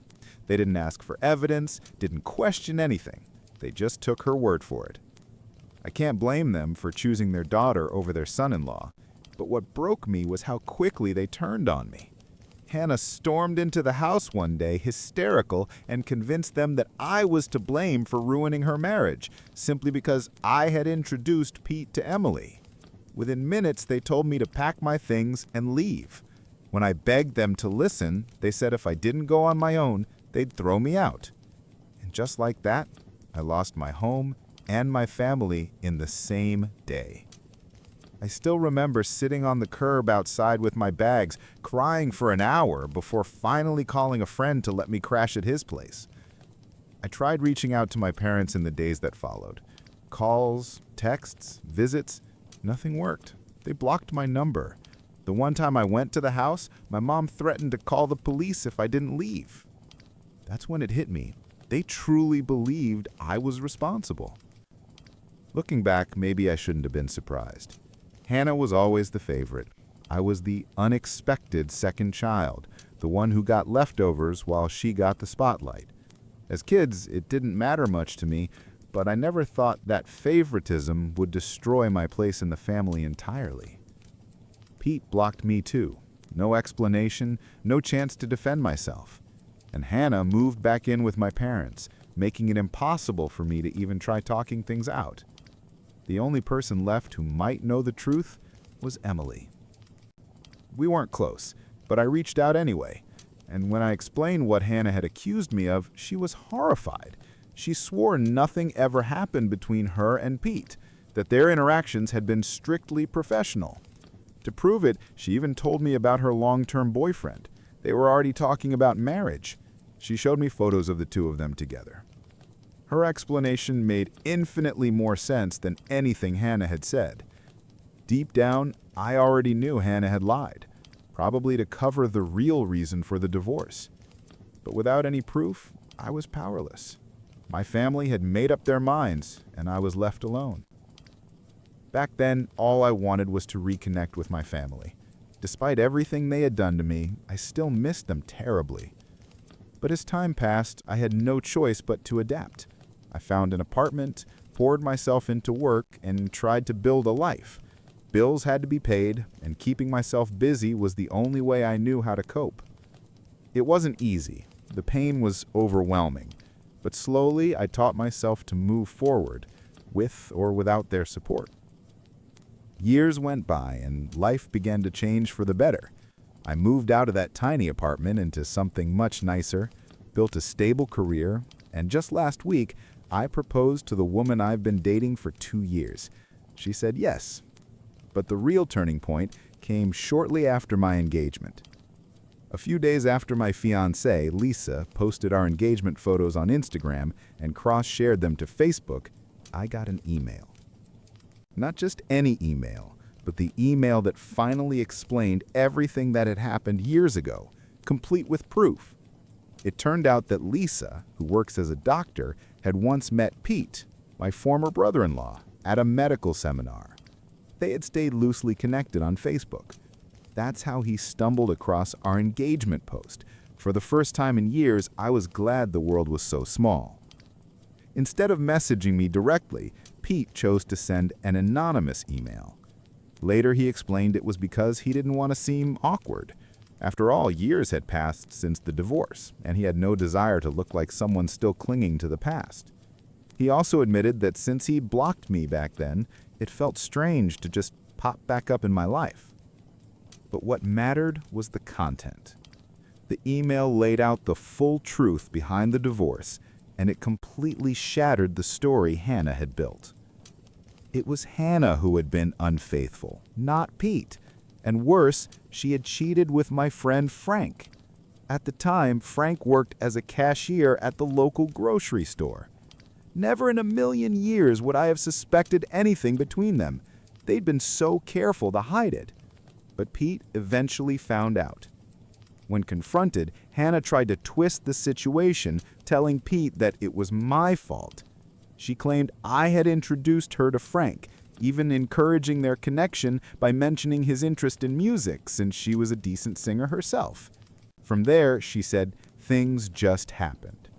To cover her tracks, she even insisted I had helped them hide the affair all along, which was, of course, a blatant lie. Pete admitted he was furious when he found out. Instead of thinking clearly, he blocked everyone in my family, including me.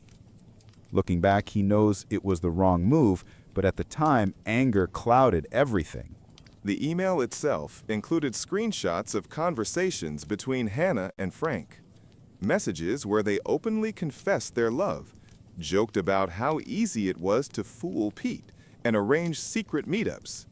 Hannah had even signed off using her rarely mentioned middle name, something only a few people knew. There was no denying it. Reading those messages was surreal. For the first time in years, I had undeniable proof. Hannah had lied about everything. I eventually confronted Pete in person after realizing he was in Lisa's Facebook friends list. He admitted that Emily, my friend who had originally been accused, had told him her side years ago. He just never told me because he didn't want to stir things up again. He regretted it now, because if he had spoken up earlier, I could have cleared my name long ago. Still, he was willing to help me now. Pete and I agreed that Hannah's lies had destroyed enough lives, and neither of us wanted her manipulations to stand unchallenged any longer. The truth was clear. Hannah had weaponized her family's trust to protect herself, even if it meant sacrificing me. She dragged my name through the mud, convinced my parents to disown me, all to keep her own reputation intact while she pursued her affair. And for the first time in years, I had the evidence to finally set the record straight. I'm certain my sister never once tried to tell our parents the truth. Instead, she kept feeding them lies during the divorce, and they swallowed every word without hesitation. She knew that if our parents ever discovered she was the one who cheated, she'd be in serious trouble, and she just couldn't allow that.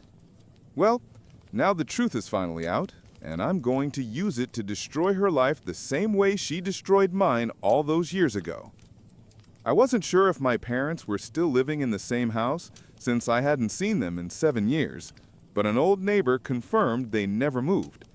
Even better, Hannah still lived there. That didn't surprise me at all. She was always lazy and hated responsibility. Living off aging parents while they did everything for her was exactly her style.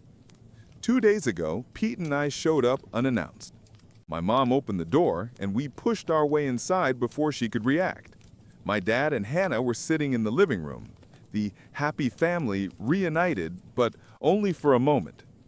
Their faces twisted as soon as they saw us. My dad immediately started shouting, threatening to call the police if we didn't leave. I told him he could do whatever he wanted, but only after reading the documents we brought. My parents looked confused, while Hannah turned pale and bolted to her room. I figured she was trying to avoid the inevitable, but there was no escaping it. Pete pulled out the divorce papers and screenshots of Hannah's messages with Frank, while I explained the real story. Pete also revealed how Hannah had been forced to give up our grandmother's diamond heirloom ring to settle the divorce, since her teacher salary couldn't cover the payout. My parents were stunned. We sat there watching as the drama unfolded. My dad demanded answers from Hannah, but when she tried lying yet again, even with the evidence right in front of her, he'd had enough. He packed her belongings, shoved them into a bag, and kicked her out of the house on the spot. I didn't need to be told twice. Pete and I walked out together, leaving Hannah begging our parents to let her back in, exactly the way I had once begged them years ago. It was the sweetest revenge. I felt nothing but satisfaction. A couple days later, Hannah showed up at my place, demanding I fix things with our parents. I don't even know how she found my address, but I told her point blank that I owed her nothing. She ruined my life, and I simply returned the favor. We were even now. Apparently, she has no pride left, because the moment I said that, she broke down sobbing, calling me a monster. I honestly didn't care. I put on my headphones, turned up the music, and let Lisa keep working peacefully in her office. Eventually, she left, but not before scrawling a message on my door with a marker reminding me that I'm a vengeful monster. To be honest, I don't feel bad about what I did. I don't think I'm the villain here. I didn't lie or scheme like she did. I just exposed the truth. So, am I really the bad guy for ruining my sister's life and getting her kicked out of our parents' home 7 years after she blamed me for her divorce? Drop your thoughts in the comments. Update 1. Hannah didn't stop bothering me. Even after a week, she kept calling nonstop, 14 times in a day. I finally threatened to involve the police, and that made her back off, at least for now. I have no idea how she keeps getting my number after I block her, but apparently she has her friends add me into group calls from different numbers. She's tried guilt-tripping me, saying her teacher salary isn't enough to live on. But I know that's not the real issue. What she really hates is finally having to pay rent, utilities, and groceries herself. And honestly, that's not my problem. As for my parents, they're not much better. They found me on Facebook after seeing Lisa's engagement post. Now they're suddenly interested in being part of my life again. They even hinted that they expect to be invited to my wedding. They still haven't apologized, but somehow think they deserve to show up on one of the most important days of my life. Lisa and I laughed reading their messages because they were so delusional it almost seemed like a bad joke. But in truth, the whole thing is more sad than funny. Update 2. Hannah showed up at my house again, even after I threatened to report her for harassment yesterday. I was getting ready to leave for work, but she stopped me by flopping onto the hood of my car, refusing to move until I spoke with her. It was incredibly annoying, and this time I actually called the police. They took her away while she screamed and cried, trying to paint me as the bad guy. Unfortunately for her, nobody bought it. It took some time to file the official report against her, but as soon as I did, I rushed to work so this incident wouldn't ruin my day. I figured my parents would bail her out since she's their favorite, and I was right. They sent her home and then followed up with a long message telling me I had been too harsh and unfair to them over a mistake they supposedly made almost 10 years ago. It was laughable. Nothing my sister and parents did to me back then could ever be called merciful or fair. No mercy stopped them from literally throwing me out of the house with nowhere to go. So now, I see no reason to offer forgiveness or kindness. I messaged my parents saying that after all these years, they had lost any right to tell me what I can or cannot do, and that they should stop deluding themselves. I haven't blocked them yet, had to check the message first, but I will soon. Hopefully then, I can finally cut that whole family out of my life for good. Update 3. I just got home from work, checked my socials, and saw that my parents sent me another long message. Lisa and I read it together, and I swear it was the funniest thing I've ever seen. These poor people don't realize that nothing they say or do now can hurt me. I just laughed at how pathetic they are. They still think we're a family and announced they'd taken Hannah back, claiming both of their children deserve a second chance, as if I was ever in the wrong. They expected Lisa and me to visit them for dinner before my wedding to civilly resolve our differences. Too bold of them to assume I'd ever want them anywhere near my wedding. We laughed at their absurd message, and I responded that I had zero interest in any invitations from them. I'm perfectly happy living my life without them, just like I have for the last 7 years. They made it clear long ago that I'm better off without them. I'm grateful it took me so long to realize that. I no longer need them or their so-called forgiveness. They can continue playing happy family with Hannah all they want. I don't care. After sending that last message, I blocked them permanently. That's it. I'm done. I'm sure they'll try to contact me again somehow, but it doesn't matter. Lisa is the only family I need, and I'm happier than I've ever been with just her. My parents and sister never could see past their own noses, and I doubt they ever will. Next time they try to reach out, they'll be talking to my lawyer. My ex-wife cheated on me, then tried to become a copy of my new girlfriend after her lover cheated on her. My ex-wife, she's 48 and I'm 47, left me for a man who was actually married to her best friend from high school. Yeah, great friend. We've been married for 20 years, and I thought we had 2 kids together. Recently, I found out the younger one isn't biologically mine. She's his. My ex knew it from the start and kept it secret all these years. My name is still on the birth certificate, though, and I plan to fight for custody because that little girl is my daughter, not by blood, but by everything else that matters. Apparently, their affair had been going on for a long time. Finding out felt like being punched in the gut. When I asked her to choose him or me, she said him. Why? Because, in her words, he can go for a second round right after sex. That was it. That was her reason. She didn't care that I worked 2 jobs to pay for her college, that I gave up my dream of becoming a musician so she could stay home with the kids. Kids she was cheating on me around. She and the kids were my entire world, but she was never an easy woman to live with. She's bipolar, and life with her was a constant storm of anger and emotional abuse. I used to tell myself she couldn't control it, but later I learned from her own friends that sometimes she hit me simply because she felt like it. My kids saw it all, her screaming, her hitting me, and I just stood there, never fighting back. I hated that they had to witness that. Once, near the end, she snapped because I didn't take the trash out the moment I came home. She grabbed me by the throat and started choking me, right in front of our son. I managed to say, "He's never going to forget this." That's when she finally let go. Looking back, I should have left years earlier, but I stayed. For the kids. I thought I was protecting them. When the truth finally came out, she sat across from her best friend, the wife of the man she'd been sleeping with, and said, "Yes, it's true. No, I'm not sorry." Then she just got up and walked away. She moved out, took the kids, and moved in with him, in an apartment just down the street. Even then, I hoped she'd realize that the grass isn't greener. After all, this guy had cheated on his wife before, several times, and she knew that. I waited that entire first year thinking she'd come back. She even kept a spare key to our place, and I thought maybe she held on to it because she knew she'd return one day. But by the end of that year, things got ugly. Her new boyfriend would show up at the bus stop when I dropped off the kids for school, saying, "I came to say goodbye to my daughter, not yours, mine." I told him, "Then why were you fine letting her raise her for the past 5 years? Why did you let her take my last name? Why was I there for her birth while you were nowhere around?" He nearly hit me. That same night, they both came to my place drunk because he wanted to fight it out. My ex made it public, bragging all over Facebook about her new man. Our mutual friend saw it and immediately reached out to me and his wife. Of course, I took screenshots. She didn't seem to care that she was ruining her image before the divorce was even finalized.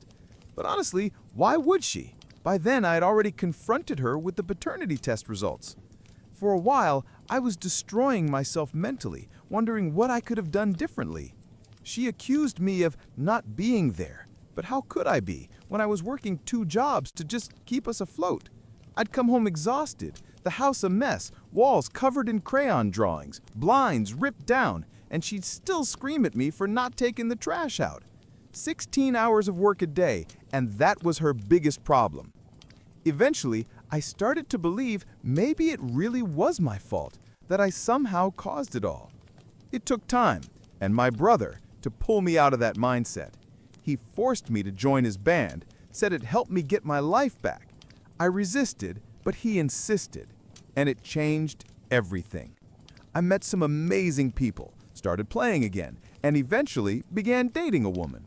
45, kind, warm, the complete opposite of my ex. For the first time in decades, I was in a relationship where no one yelled at me or threw things at my head. But my ex still had keys to our old place. She'd occasionally stop by to drop off things for the kids. One day, she walked in and found my new girlfriend there. It didn't go well. That evening, she called, furious, demanding to know who the woman was and why she was in our house.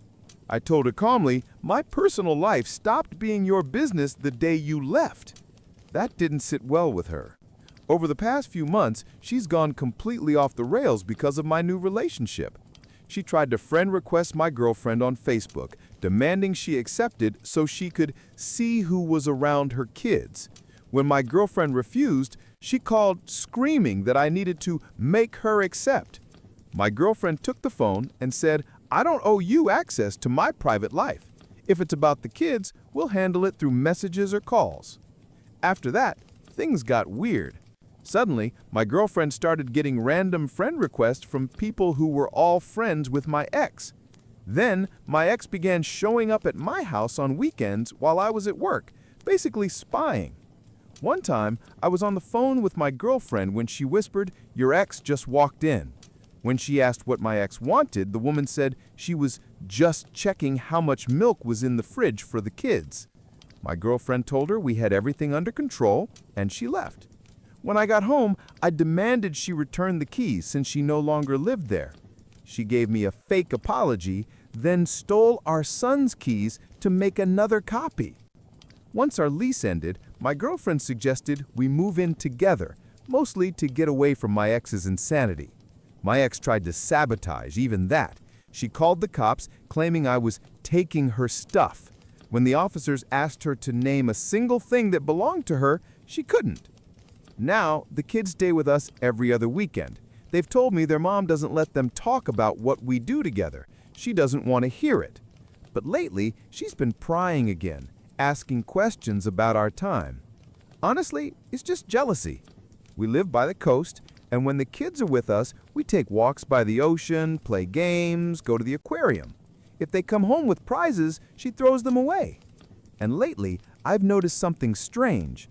Whenever she drops the kids off, she looks almost exactly like my girlfriend. Same haircut, same color, same style. It's honestly disturbing. Everything we do with the kids, she tries to copy the following week. If we go to the beach, she takes them there too. If we visit the zoo, she's suddenly going to the zoo as well. She finds out what we had for dinner, cooks the same thing, and even makes the kids tell her whose food they liked better. Last week, my son told me he wanted to live with us. He said, Mom's lost her mind. You can bet I'll be using that in court. And just when I thought things couldn't get any crazier, she started sending me explicit photos out of nowhere. My girlfriend was sitting next to me when the pictures came through. I immediately told her I hadn't asked for them, that my ex and I never talked like that, and even offered to let her check my phone. She laughed, looked at the photos, and jokingly asked for my ex's number, saying she'd send some of her own just to show her how it's actually done. I called my ex right away and asked what the hell she was thinking. I told her my girlfriend saw everything and was furious. She claimed she'd sent them to the wrong person. Then my girlfriend chimed in, your name is the first alphabetically in his contacts, and your boyfriend's is at the very end. So who exactly were you trying to send them to?" The ex hung up immediately. Honestly, I have no idea what kind of game she's playing anymore. It's pure insanity. And just to clarify, my girlfriend didn't send her anything back. It was just a joke. She said she'd show her how it's done because those photos were laughably bad. Mirror selfies, no shirt, duck lips. My girlfriend just rolled her eyes at the lack of imagination. I don't live in the old apartment anymore. After I took back the keys, she used our son's to make herself a copy and kept breaking in. So I moved in with my girlfriend. The ex doesn't have access now. The kids don't have keys either for that exact reason. I'm currently fighting for custody. It's not easy since I'm not my daughter's biological father, but my name's on the birth certificate, which gives me legal rights. The ex has been prescribed medication, but I doubt she takes it. Whenever the kids come over, I check for bruises just to make sure no one's hurting them. Apparently, she even hit her boyfriend once, and he punched a hole in the wall, warning her that if she tried that again, he'd fight back. Comment: from what you've described, your ex sounds completely unstable, maybe even dangerous. You should talk to a lawyer and see about getting a restraining order. Update 1. Last weekend was my daughter's 6th birthday. It wasn't my scheduled time with the kids, but to my surprise, my ex asked if I wanted to have them for her birthday. Of course I said yes, and she even let me keep them for 2 extra days. I figured she and her boyfriend probably had plans and just wanted some kid-free time. But here's the weird part. This was the first time her boyfriend could have celebrated his own biological daughter's birthday, and instead, he just handed her off to me and my girlfriend. Tell me that's not messed up. Comment: he's a disgusting coward, the kind of man who got another man's wife pregnant. Don't expect him to act like a responsible adult. Keep a record of his neglect. It might help in court. Poor little girl stuck between terrible adults. Update 2. Looks like karma finally caught up to my ex. On Saturday night, I got a furious text from her saying I hope I was happy because I won. I know I shouldn't have replied, but I asked what she was even talking about. She sent a bunch of nonsense and then told me to go ahead and gloat, said I'd probably enjoy it even more since it's my fault something bad happened to her. I asked what exactly she meant, but instead of explaining, she went on a drunken rant about how all men are pigs and can't be trusted. That's when it hit me. She was drunk again, and her boyfriend had cheated on her. I didn't say a word. You can't reason with her when she's like that. I just read the messages, realizing she finally got what she deserved. She left me for my married friend, the same guy who'd already cheated on his wife multiple times. She was affair number 3. When I reminded her that the day she left, she said, "I know what I'm getting into." Well, turns out she didn't. She thought she'd be the one who'd change him. Guess not. When she ran out of insults for me, she turned her attention to my girlfriend, said I was ugly as hell and that I could have any woman, but chose a monster to replace her. My girlfriend is gorgeous, inside and out, and her ex clearly can't stand it. She's been obsessed, copying her looks, stalking her online, trying to provoke jealousy. Then she said something even more ridiculous, claimed I didn't actually love my girlfriend because it's impossible to fall in love with the first woman you sleep with after losing me. We'd been separated for a year before I even met my girlfriend, and it took me a long time to trust again. That trust, she earned it. Then my ex accused me of being with my girlfriend only because I lost my old apartment and was mooching off of her for a place to stay. She said, "You're just pretending to love her because you're homeless." For the record, I had my own place, across the street from my ex. She intentionally rented nearby so I'd have to see her new boyfriend every day. When my lease ended, I moved in with my girlfriend and found work near her place. It was obvious she was trying to start a fight, but I didn't give her the satisfaction. And just when I thought her insults couldn't get dumber, she said, "I'm sorry I wasn't enough for you." God, I wanted to scream. You left me. Did she forget who walked out and replaced who? She dumped me for a married man who cheats constantly, What a prize! Then she went back to insulting my girlfriend, saying we both knew deep down I still wanted her and that my girlfriend couldn't compare. That's when I'd had enough. I told her to contact me when she sobered up and turned off my phone. A few hours later, my girlfriend came home and asked what happened. I handed her my phone and said, "Read it for yourself." She read the whole thing, laughed, gave it back, and said, "Looks like he cheated on her." I nodded, and she was right. She told me my ex's narcissism explodes when she's drunk, and that she's just angry she can't come over and sleep with me out of revenge. Haven't heard from my ex since. I guess, like always, the next day she reread all her messages, realized what she'd done, and felt like an idiot. Still, I'm sure she's back with him again. She just can't stand being alone. I'm so glad your new girlfriend just laughed it off. She sounds amazing. Definitely a huge upgrade from your ex. Yeah, my girlfriend's incredibly calm and grounded. It's strange, but refreshing. I got so used to my ex's constant explosions that this peaceful vibe still throws me off sometimes. You reap what you sow, man. Karma really knows when to show up. Just keep living your life. Looks like revenge really is a dish best served cold. Your ex sounds either completely toxic or straight up unhinged. Do you think that was a manic episode? I just hope the kids are safe. Can you get full custody?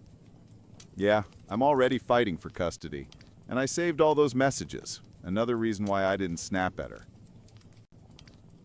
My ex got cheated on by the very same guy she left me for. No surprise there. 3 days later, they were back together again. She literally has nowhere else to go. Now, she's stuck with him. Since then, apart from signing some divorce papers and the occasional text about the kids, I haven't heard a thing from her. And honestly, thank God for that. Still, I'm sure she's back with him again. She just can't stand being alone. This Halloween, my brother's band got invited to play at a friend's annual event. They've been performing there for years. It's sort of a tradition now. My ex used to come with me before everything blew up, but last year she skipped it. That was around the time I found out she'd been sleeping with her best friend's husband and that my 6-year-old daughter was actually his child. This year, no one invited her, but she showed up anyway with the same guy she cheated on me with. I was furious. The event is strictly 18 plus, and she knew that perfectly well. I'm convinced she brought the kids just to get me kicked out. Security told her she couldn't bring children inside, but she stood there making a scene. Eventually, security came to me and asked if I could escort them out, and she immediately started yelling that I care more about some stupid party than my own kids. My friend, the event organizer, came over and said she could stay for 2 songs. Then she'd have to leave or he'd call the cops. I told him not to give in to her drama, but he said he was only doing it for the kids' sake. The night turned into a disaster. I was on stage most of the time, so I couldn't see what was happening in the crowd, but I heard bits and pieces between sets. Turns out my ex tried to start something with my girlfriend, and it did not end well for her. My girlfriend shut her down instantly and told her to stop using the kids as weapons. A lot of people saw it happen. When I finally got off stage, multiple people came up to me to explain what had gone down. My ex was glaring at my girlfriend from across the room, full of rage. And then, my daughter finished it off. She yelled across the whole hall, "I have 2 dads, my dad and mommy's boyfriend, who's my real dad." The room went silent.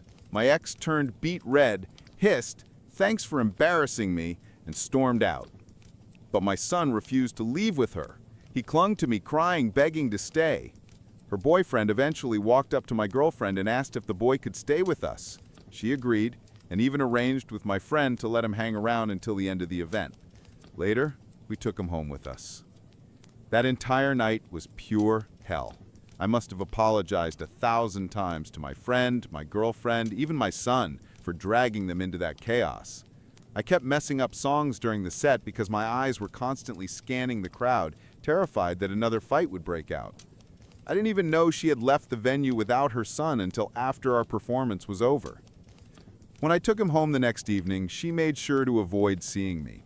Her boyfriend came out instead, said she knew I'd be there and didn't want to talk about what happened.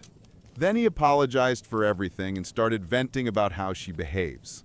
I cut him off, told him I'm not interested in discussing her anymore. Later that night, my son called me saying they were fighting again, screaming so loud the walls were shaking. Apparently, her boyfriend had finally snapped. He told her she still wasn't over me and accused her of being obsessed with my life. According to my son, he yelled something like, "What pisses you off more? That he's moved on and you can't crawl back to him? Or that if you hadn't cheated with me, he probably would have left you for his current girlfriend anyway?" That's what started it all. I could hear them yelling in the background. I asked my son if I needed to come get him, but he said no. I stayed on the phone until things finally quieted down. So yeah, that's where things stand right now. The divorce is still not finalized, but I've moved on. I'm done mourning what I lost. I just want to get my kids out of that mess. And yes, I'm still fighting for custody. She's furious because she can't come back. If you ever hear them screaming like that again while you're on the phone with your son, call 911. Get those kids out immediately. Child Protective Services will at least remove them for the night, and one of those two will probably face domestic violence charges. She's getting exactly what she deserves. Cheaters are never truly happy. They live in the fog of their own lies, and when it becomes real life, all the ugliness surfaces. Your ex knows he cheated before and will likely do it again, but she's stuck with him now. She's drowning in the consequences of her own choices. Stay strong and keep making your girlfriend happy. She sounds amazing. He was married when she slept with my wife and at least 2 other women that I know of, and she knew about it. When I confronted her on the day she left, she said, "I know what I'm getting into." She really thought he'd change for her. Yeah, sure. And that's pretty much it. What do you all think? Do you believe cheaters are just lost causes, or can people actually change if the circumstances are right? Personally, I think there are 2 types. Those who cheat because they need the thrill, and those who cheat because they're miserable and stuck in the wrong situation. The first type will always cheat. The second might stop once they finally find someone who fulfills them. Which one's more common? Hard to say, but I'm pretty sure it's the first. I nearly lost $900,000 during my divorce, but instead, I destroyed my cheating wife in court with shocking evidence. I work as an elementary school teacher, so my daily routine is very predictable. I have fixed hours at school, and every Tuesday we usually had staff meetings that ended around 6 p.m. That meant I normally got home by 7. My wife, Terry, whom I had been married to for over 30 years, would go to the gym every Tuesday evening. She always came back exhausted, so I usually prepared dinner while she showered and handled the house chores. But one day, my principal surprised us by canceling the meeting. It was only 3:30 p.m., and I thought it would be a great idea to head home early, cook dinner, and maybe catch up on some household tasks. Lately, I'd noticed Terry becoming more distant, and I hoped a candle at dinner might help rekindle some spark between us. Our marriage had been strained by financial troubles, and I could feel her pulling away more and more. She wanted to control everything, and if things didn't go her way, she would become stubborn and irritable. I always thought of myself as patient, but it was starting to wear me down. When I got home, I noticed her car in the garage. That was strange, because she usually took the bus to the gym. I slipped in quietly through the back door. The first thing I saw was her purse sitting on the kitchen counter. Terry was always meticulous about where she placed her things, so this was odd. Then I noticed her workout clothes and a large towel on the floor. Just as confusion set in, I heard noises coming from upstairs. My first thought was that she might not be feeling well, so I cautiously started up the stairs. That's when I stumbled over a pair of men's shoes. Scattered on the steps were pants, a shirt, socks, and worst of all, Terry's lingerie, the kind she only wore for anniversaries or special nights. My blood ran cold.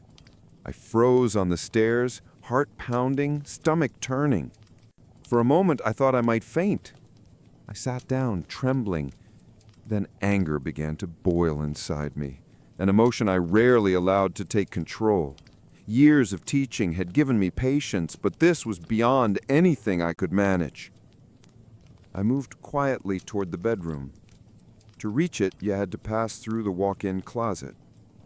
The door was cracked open just enough for me to see inside. And there it was, my wife, my partner of 3 decades, the mother of our children, betraying me in our own bed. I pulled out my phone and hit record. I knew I would need proof, not just for myself, but for the storm that was about to follow. Watching it unfold before my eyes was like living through a nightmare I couldn't wake up from. Terry, the woman who claimed to love me, who volunteered at charities, who acted like the perfect wife, was now just another liar. I couldn't watch anymore. I stopped recording, slipped out of the house, and just walked aimlessly. Eventually, I ended up in a park miles away. I sat on a bench, splashed some water on my face, and played the video back. The sound was low, so nearby kids wouldn't hear, but on that screen was the collapse of my marriage, my family, my entire life. And there in the park, I broke down and cried. By the time I got back home, it was around 7 p.m., my usual return time on meeting days. Terry greeted me at the back door with fake concern. "Do you want me to get you something to drink?" Her eyes were full of feigned worry, but I couldn't bring myself to tell her the truth. My voice shook as I muttered, "Not really. I think it's just my stomach. I'm going to take a shower and sleep it off." "All right, but take a bucket in case you throw up. I don't want to ruin the clean sheets," she said casually. That almost broke me. Those clean sheets had already been ruined, stained by betrayal. I replied more firmly, "I'll sleep in the guest room tonight." And that's exactly what I did. For the next few days, I pretended to be unwell. She went on with life as if nothing had happened, while I carried the weight of the recording in my pocket. The evidence that my marriage was nothing but ashes. When Monday came, I finally decided what to do next. I needed answers. Was this just a one-time betrayal, or had it been going on for a while? The next morning, I told the principal that I had to undergo an unexpected medical procedure and wouldn't be able to teach for a few days. A substitute was arranged, which gave me the freedom I needed.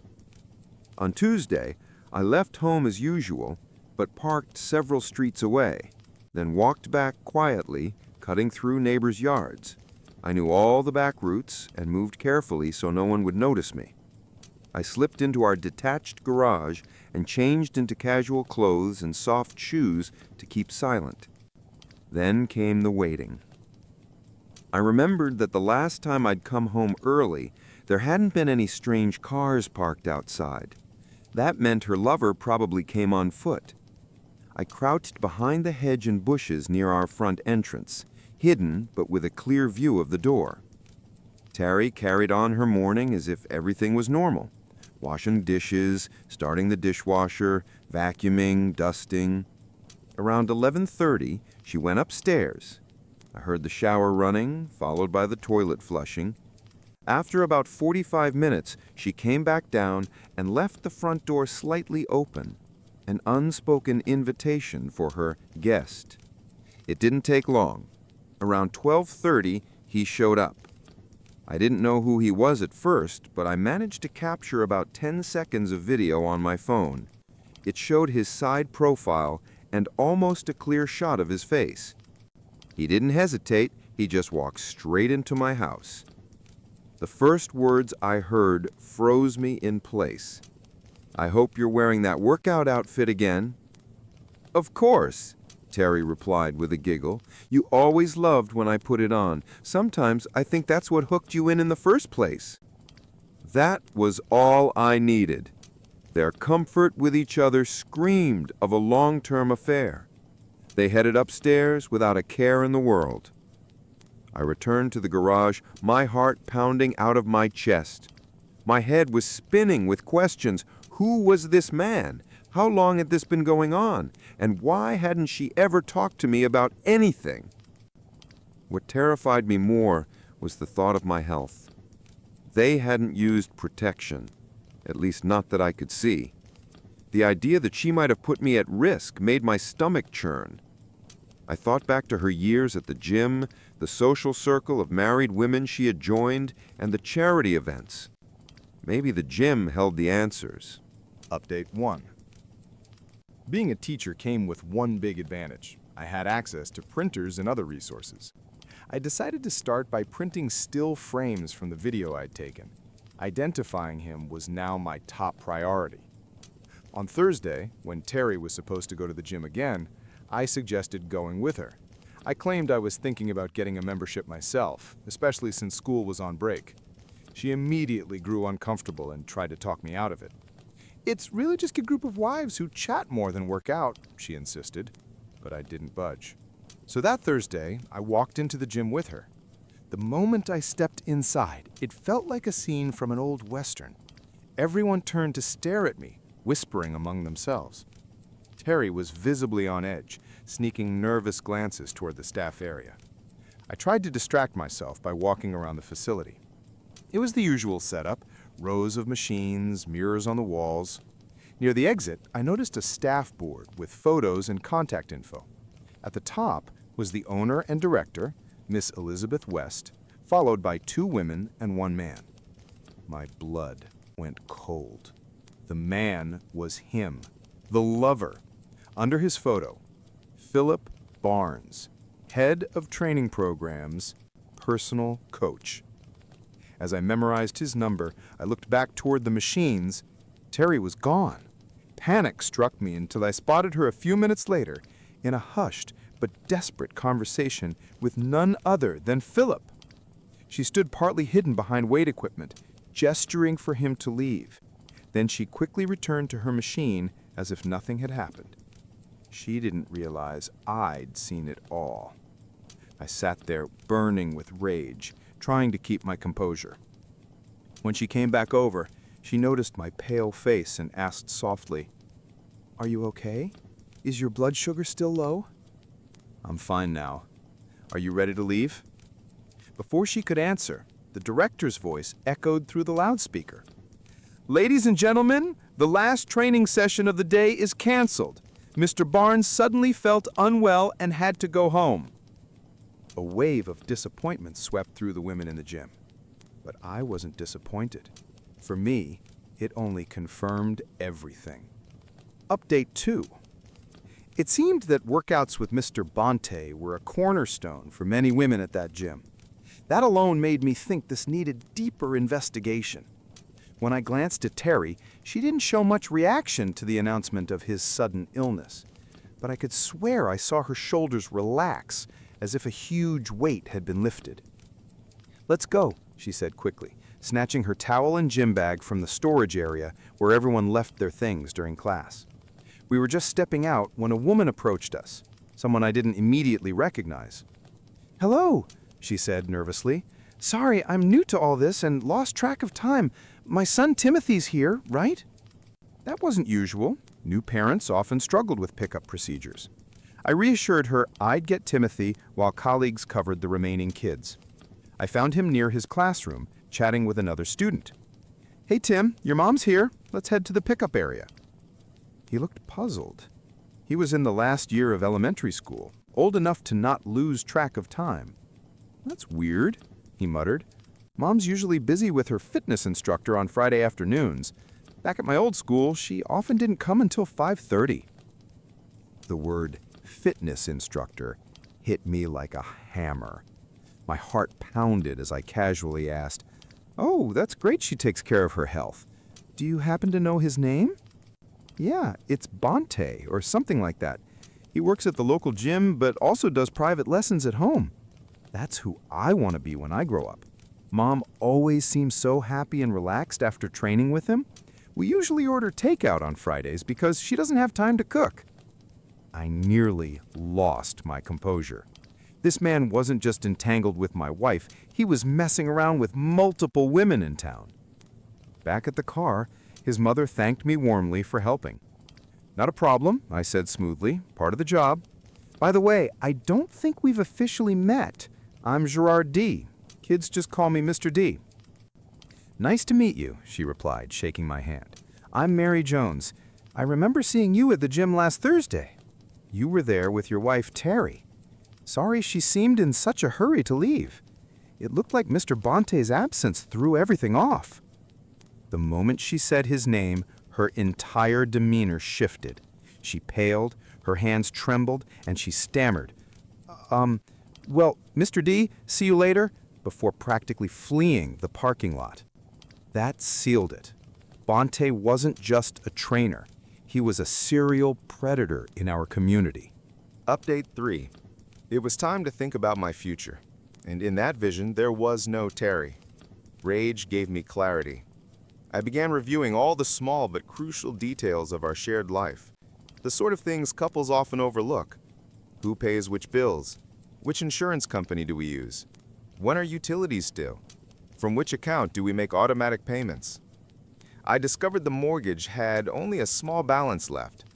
My retirement account had grown to an impressive $900,000, thanks to mandatory contributions from our teachers' union. Our savings account, intended for an overseas vacation, held about $30,000. That trip was no longer on the table. My priority became draining it before Terry realized I knew about her betrayal. Quietly, I engineered a series of appliance breakdowns while she wasn't home. I'd unplug a cord, then claim a repairman had come to fix it, paying in cash. In reality, I pocketed the money and repaired it myself. Over time, I gathered nearly $20,000 this way. I also purchased tools and other necessities to prepare for what was coming. Update 4. I always paid cash for everything, showing the receipts to Terry, then secretly returning the items the next day. Dishonest? Absolutely. But honesty and trust had already been gutted from our marriage. Because of her actions, I was becoming a man I never thought I could be, a liar. Her Thursday daytime workouts with Bonte continued, and I no longer bothered even trying to initiate anything intimate with her. We coexisted like roommates. That was it. Quietly, I began boxing up my personal belongings, keeping them stored in the garage where Terry rarely went. Since her car usually sat outside, the garage was basically my territory, and she didn't notice my gradual disappearance. On the rare occasion she did ask about missing items, I told her they'd broken or that I didn't need them anymore. She accepted those answers mostly because many of my things didn't fit her preferred aesthetic anyway. When most of my possessions were gone and the house looked practically unchanged, I realized how much I'd already surrendered to Terry's control over the years. I withdrew what I could from my retirement account and bought a small house on the edge of town. It wasn't much, just 2 bedrooms, a tiny yard, and a garage, but it was mine. Close to the school where I worked, and best of all, the mortgage was small enough that half my salary easily covered the payments. No mansion, no luxury, but solid. Amazing what you can find if you're willing to skip the glossy neighborhoods. I moved my belongings in piece by piece. Furniture wasn't a problem. Secondhand shops and donation centers were full of cheap finds. Honestly, the place reflected my own state. Used, but still standing. It was time for everyone to get what they deserved. One afternoon at school pickup, Mary Jones came over to me again. Her son Timothy was playing nearby, but I immediately noticed she looked shaken, as if she had been crying. As a teacher, you get trained to read those signs. "Mr. D, can I talk to you for a minute?" she asked, her voice wavering. "Of course. Just park over there and meet me at the benches." I always joked that those benches near the pickup zone were my office. She parked, then joined me, while Timothy kicked a ball around. She hesitated, then finally began. I don't know how much you know about what's been happening at the gym. I kept my face steady. I know Terry, my wife, enjoys it there. Says it keeps her in shape. She bit her lip, clearly wrestling with herself, then blurted, "There are things you need to know." I cut to the chase. "Does this have to do with Philip Bonte?" Her expression hardened instantly. "You have no idea just how much it has to do with that pig." "I can imagine. But go on." Tears welled in her eyes. "He targets women at the gym. Regulars. He watches, waits, and then pounces." I asked how she knew. She looked away, ashamed. "Because I was one of them. Until last month. We met every Friday at 12:30. Her voice faltered as though reliving it. She confessed how she had believed there could be a future with him. Divorced, lonely, missing intimacy. Bonte had filled a void, until suddenly another woman replaced her. He dropped her cold, with nothing but a half-hearted, "Sorry, can't anymore." She gave a bitter laugh through tears. "I thought I was special. Turns out I was just another notch." I sat stunned. How could she unload this on me, her child's teacher? She must have been truly desperate. Trying to offer some comfort, I murmured, "Relationships aren't always what they seem." Her eyes narrowed, searching my face. Then she whispered, "You already know, don't you? About him and Terry?" I swallowed hard. "Yes, I know." Mary reached for my arm. "Then please believe me, he'll keep doing this until someone stops him. He doesn't care who he hurts as long as his ego's fed. He even brags about it at bars with his buddies." Her tone sharpened. "If you need my help to make him pay, just say the word. That man deserves to be brought down." She called for Timothy and drove off, leaving me in silence. I sat there, mind racing. Oddly, I felt a flicker of relief. Her confession made my plan for revenge seem less like an act of a betrayed husband and more like a moral obligation. Bonte wasn't just wrecking my life. He was a predator preying on countless women. The question now was, how many more? I started piecing together his schedule. The gym was open every day except Mondays, and he seemed to be there constantly. Using the number listed at the gym, I tracked down his address. Just 3 blocks from our house. No wonder it was so easy for him to sneak over for sessions with my wife. I told Terry that my doctor had recommended daily evening walks around 5 p.m. Luckily, she showed no interest in joining me. That gave me the perfect cover. Since I knew it wouldn't interfere with her own meetings, everything went smoothly. During my first evening walk, I headed straight to Bonte's address and discovered that he lived in a ground-floor apartment among several similar buildings. His car wasn't there, so I lingered nearby to catch his return. He usually left our house well before 6 p.m., which meant he almost always came back around that time. Sure enough, at exactly 6 p.m., he walked into his apartment. It became a routine, day after day, whenever I was free to go out. On days I had staff meetings and couldn't leave, I assumed he still followed the same pattern. I began to suspect that his evenings at the gym weren't really about exercise, but about meeting different women. To confirm this, I adjusted my schedule, starting my walks earlier and watching his daily movements more closely. Eventually, I decided to take a full week off from work just to investigate. I went to an electronics store and purchased surveillance equipment, a long-range listening device, motion-triggered HD cameras with audio, and an external hard drive for storage. On Monday, after setting everything up, I installed the first camera inside Bonte's apartment. Luckily, his place was small, almost like a studio with a kitchenette and dining space. One camera was enough to cover the entire living area, except the bedroom. Breaking in was shockingly easy. He hid his keys under the doormat. careless. All I had to do was wait for him to head to the gym, slip inside, place the camera, and leave. From then on, every sound or movement in his apartment was recorded and streamed straight to my laptop, time-stamped and secure. That same evening, I got my first footage, Bonte eating takeout in front of the TV before heading to bed at 9 p.m. The next day, I slipped into the gym through the back entrance after closing time and set up a second camera in a private room where clients were usually assessed. This was the same room Bonte often used for one-on-one sessions. By Wednesday, when Terry went out shopping, I had already installed the third and fourth cameras, one in our bedroom and another in the living room.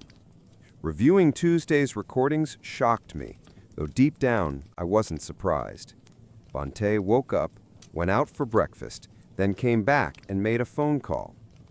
"Julie, hey, it's me. He's gone. See you at 12:30. Where what I told you. Don't worry, I'll be careful. No one will see me come over. You said he's out for 3 days? Perfect. I'll come Thursday and Friday, too. We'll talk later. Love you." He hung up with a spring in his step, practically glowing. On Thursday, I set up in the garage with my laptop, waiting. As expected, the camera caught him returning with breakfast again, then calling Terry. She answered. "Good thing my husband left for work. See you at 12:30, like always." That was the breaking point. Later, I asked Mary, Terry's mother, to help me compile a list of all the women Bonte had been involved with in the past. She attacked the task with energy, and within a week, I had names and addresses. To my horror, Terry's name was on that list too. At this point, our house meant nothing to me. It wasn't a home anymore, just a building. Terry noticed the emptiness, but I brushed it off by saying I was reorganizing my things. Meanwhile, I secretly prepared for the end. I met with a divorce attorney, set up new bank accounts and insurance under my name only, moved our vacation savings to my private account, and switched to a new SIM card. I even changed the beneficiaries of my retirement plan to our children. I gathered all the evidence, surveillance footage, phone transcripts, photographs. I placed it all in folders, along with the names and contact details of the women Bonte had been with. I even included the address of a local clinic for STD testing, since most of his affairs were unprotected. On our kitchen table, I left divorce papers, DVDs of their encounters, printed stills, and my wedding ring, cut in half and smeared with grime. Beside it was a note. "Terry, this ruined ring is what's left of our marriage. Do not contact me. If you must, do it through the attorney listed in the documents. I've requested a restraining order at the school, so do not come there. Any disturbance will result in immediate police intervention. Our children know the truth, so don't expect to rewrite the story." Then I left. In the weeks that followed, everything fell apart for them.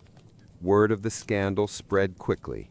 The gym owner was forced to shut down and leave town.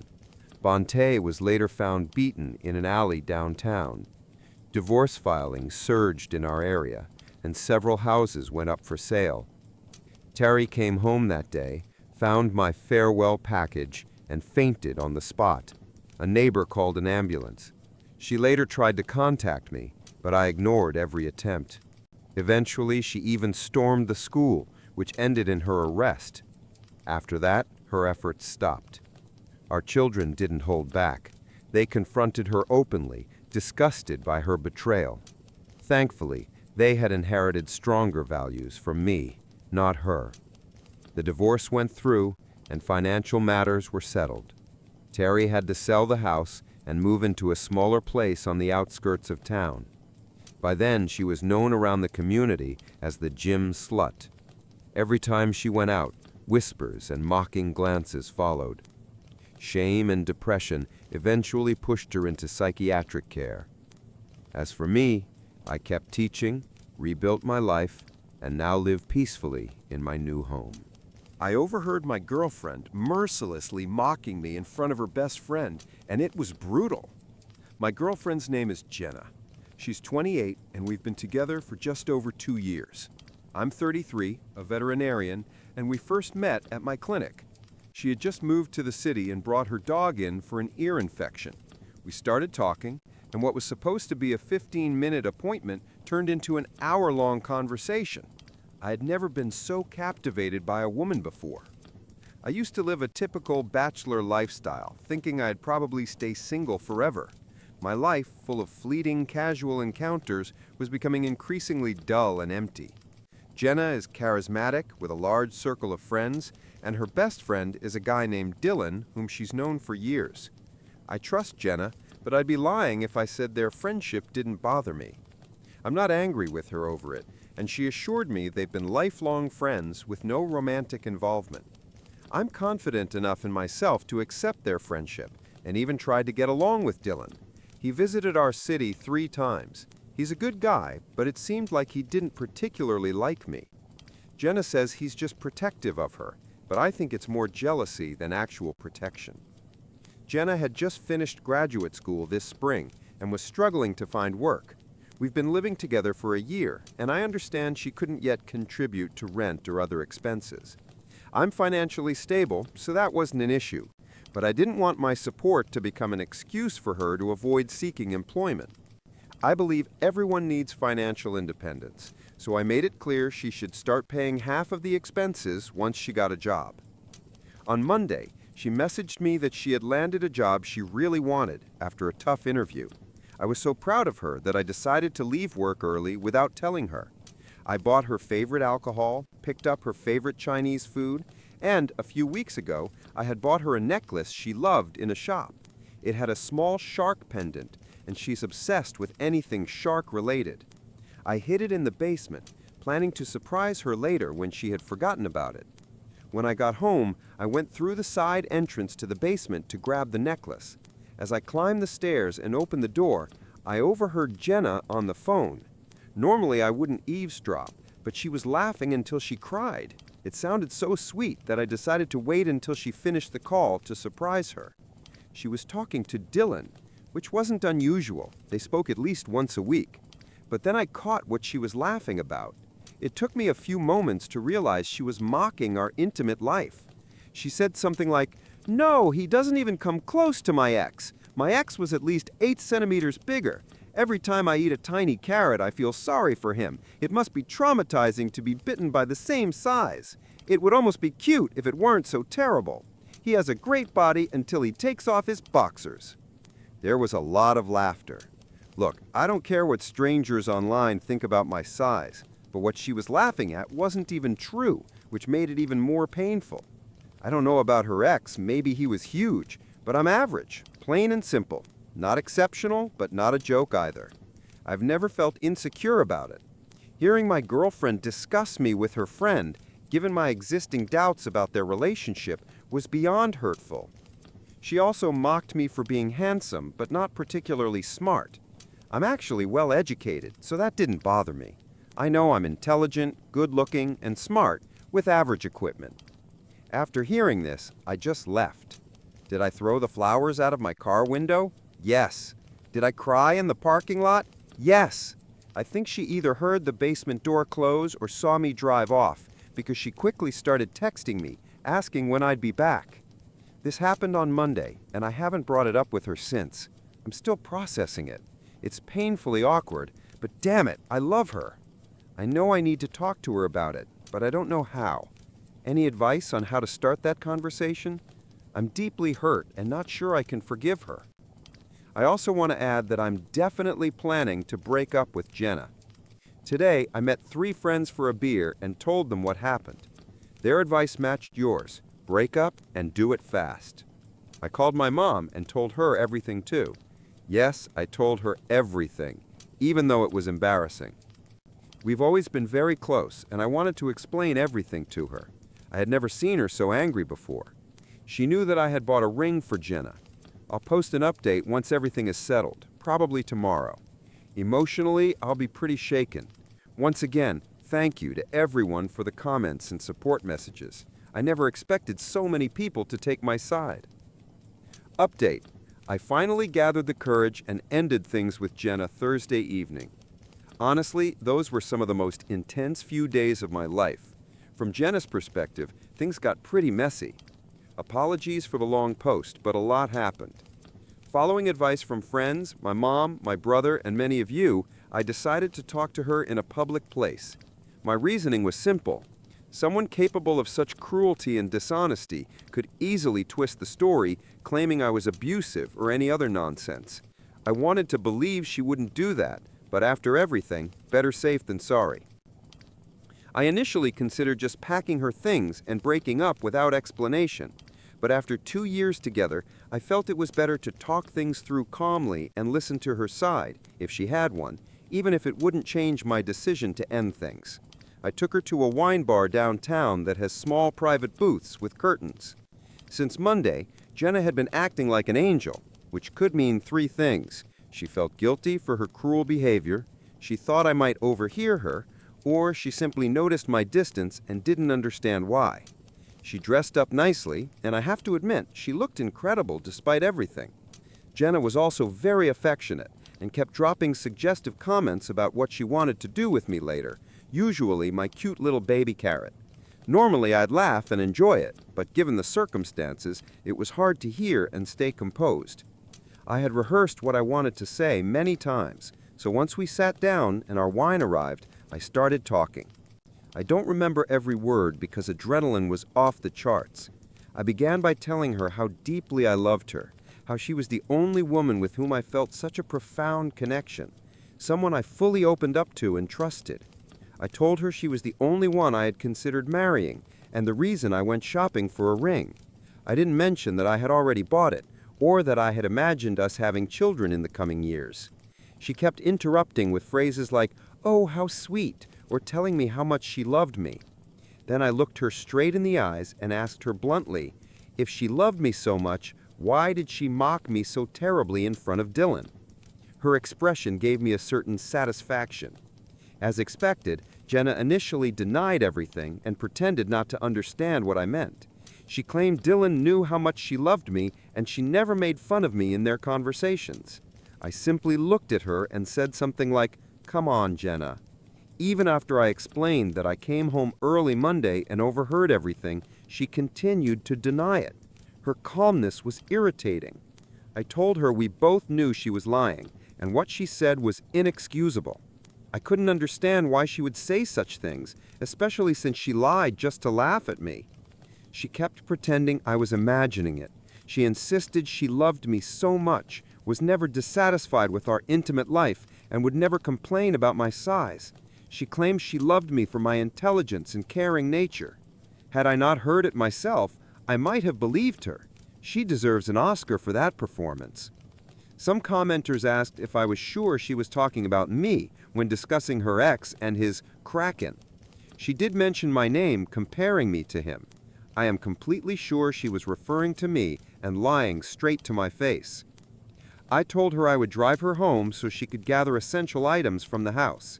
My brother and his wife were there too. I wanted witnesses to confirm I let her collect her things without being aggressive. I said I'd pack the rest and leave it outside for her to take at her convenience. Jenna was shocked that I was actually ending things. She begged me to reconsider, but my decision was final. It was hard to hold back tears as she expressed how much she wanted to be with me forever and that she had planned to be the mother of my children. She kept asking what she should do now and where she would sleep. I told her that was no longer my problem and that she had plenty of friends she could stay with until she found a place of her own. She only needed to take her clothes, toiletries, and a few personal items. Almost all furniture and decor in the house, which she had redone, had been paid for by me. And then the tears began. Jenna started crying, saying she couldn't understand how I could treat her this way. She repeated over and over that she always thought I was a good guy. I told her I am a good guy. That's exactly why I didn't throw her things on the lawn, change the locks, or leave without explanation. And then somehow she managed to twist the knife even deeper. She admitted she didn't know why she had said all those things to Dylan. Maybe it was because with him, she could laugh at things that would otherwise make her cry. Apparently, this included my penis. Normally, I don't stoop to sarcastic remarks, but I told her she was welcome to move back to her hometown and live happily with her ex and his 23-centimeter endowment. Seeing her tears vanish instantly was shocking. Clearly, in her eyes, I was a jerk, terrible with women, a failure, destined to be alone, with a tiny carrot down there. She said she never really loved me, that she saw me more as a friend and stayed to avoid hurting me. Makes sense, I guess. Then she said that if I ever proposed again, she would call me a loser and a jerk. And just in case I didn't understand, she repeated her little carrot comparison. Oh, and apparently I'm doomed to die alone. I told her that dying alone is better than dying in a marriage with a woman who doesn't love or respect me. No joke. Then she just screamed. A long, unbelievably loud scream. Not even words, just pure noise. It was terrifying. After that, she ran out, calling me a disgusting pig. I had already paid the bill and apologized to the waiter for the drama. When I stepped outside, she was just standing there, crying. Even though what she did and said was awful, it still hurt to see her like that. I didn't want to just leave her outside in the cold, so I offered to drive her home so she could gather her things, but she had to stay somewhere else afterward. She agreed. The car ride was silent, incredibly awkward. When we arrived home, my brother and his wife were there. His wife stayed inside while Jenna collected her belongings, and my brother waited with me outside. The process went relatively smoothly. I left her a note explaining that her things were on the porch and she could collect them anytime I was at work. I didn't hear from Jenna all day until it was time to come home from work. She sent a vicious message wishing me every misfortune imaginable. I didn't respond. When I got home, I found my house in complete chaos. I have no idea if she made a copy of the key or somehow knew how to pick locks, but she got inside and destroyed everything. Breakable items were smashed, furniture ripped apart, and the kitchen was ruined. The only good thing she did was lock my 2 dogs in a room, probably to keep them safe from broken glass or spilled food. I have 2 cars, one for daily use and an SUV for work, which I use for house calls or transporting large or exotic animals.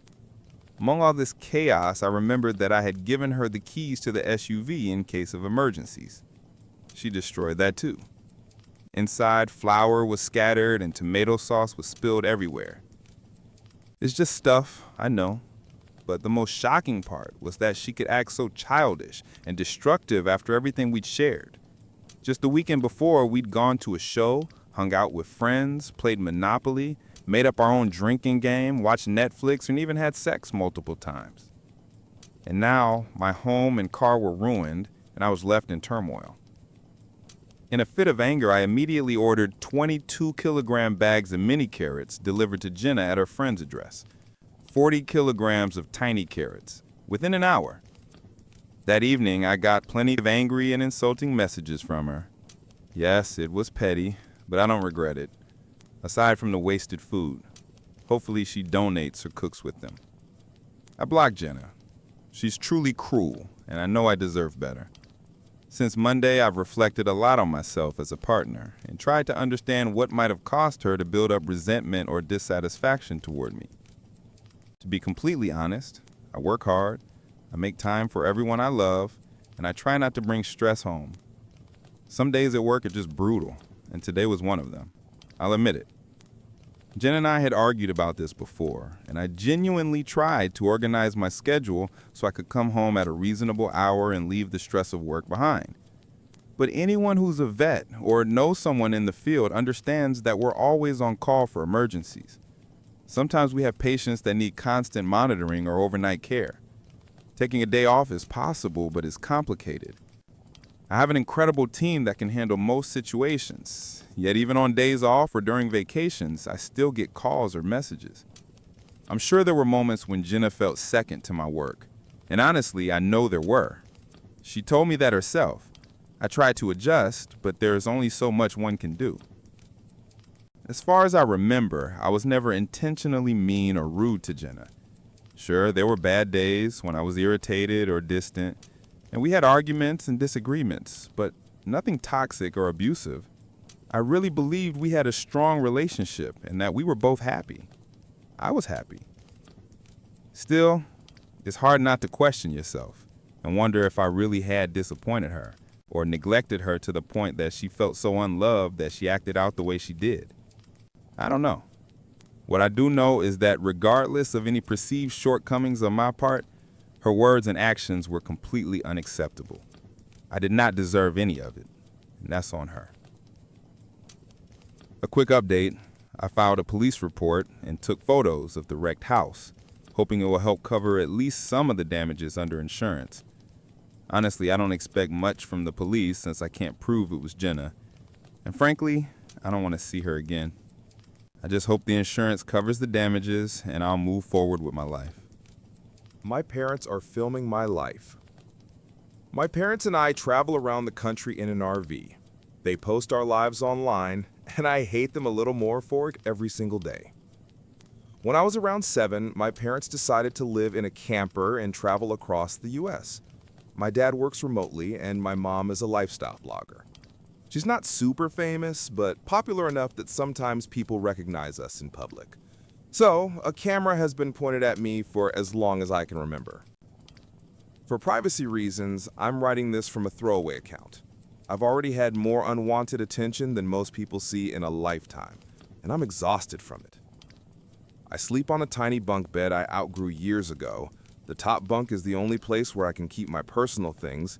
I don't even have a room, just a curtain. And honestly, thank God I'm an only child, or I'd have to share even that little bit of space. I was homeschooled most of my life, and when I hit high school, I insisted on switching to an online program. I'm 18 now, and I don't have a single real-life friend. We never stay anywhere longer than a month. I don't have a job either. It's impossible when you never live in one place. I could try online work, but that still wouldn't give me the independence to move out. I've talked to my parents about our lifestyle more times than I can count, but they're so deep in denial they truly believe this nomad life is the best possible way to live. They act like I'm some pet they can drag along on their adventures. I hate traveling. I can't stand the heat, the bugs, or the endless hiking. I'm sick of sleeping in different parking lots every week. I can't wait for the day I can finally escape, away from their sunrise hikes and the ever-present camera shoved in my face. Yes, I've technically seen the whole country, but does that mean I'm not allowed to want a normal life, to go to college, to have friends? It feels like I'm asking for too much. Comments and my thoughts. People often tell me how lucky I am to live this way, but honestly, it's lonely beyond words. Someone once asked if I had any other relatives I could stay with. Sadly, I thought I didn't. My current plan is to find some kind of online work, save as much money as I can, and eventually rent a small apartment. I've also been talking to an online friend about possibly becoming roommates someday to share expenses. College might be my best shot at getting out, even though it's expensive. It would at least be a real step toward freedom and maybe a chance to finally have a life of my own. Still, I'm nervous. Being homeschooled left me far behind academically, and high school was already hard enough. Honestly, I'm just proud I managed to graduate from online school at all, instead of continuing full homeschooling. Someone joked that if I started making content about escaping my hipster parents, I'd probably go viral. And yes, the thought crossed my mind. Not for fame, but to raise awareness about what it's like to have your childhood turned into content. But I decided against it for a few reasons. First, it wouldn't be sustainable. People would lose interest after the story was told. Second, I'd need a stable, safe environment before putting myself out there publicly, and I don't have that yet. But most importantly, my life has already been on display without my consent. The only thing that's ever been truly mine is my privacy, and I don't want to give that up too. First update. Hi again. About a week ago, I posted about my awful experience living in an RV with my parents for nearly 10 years.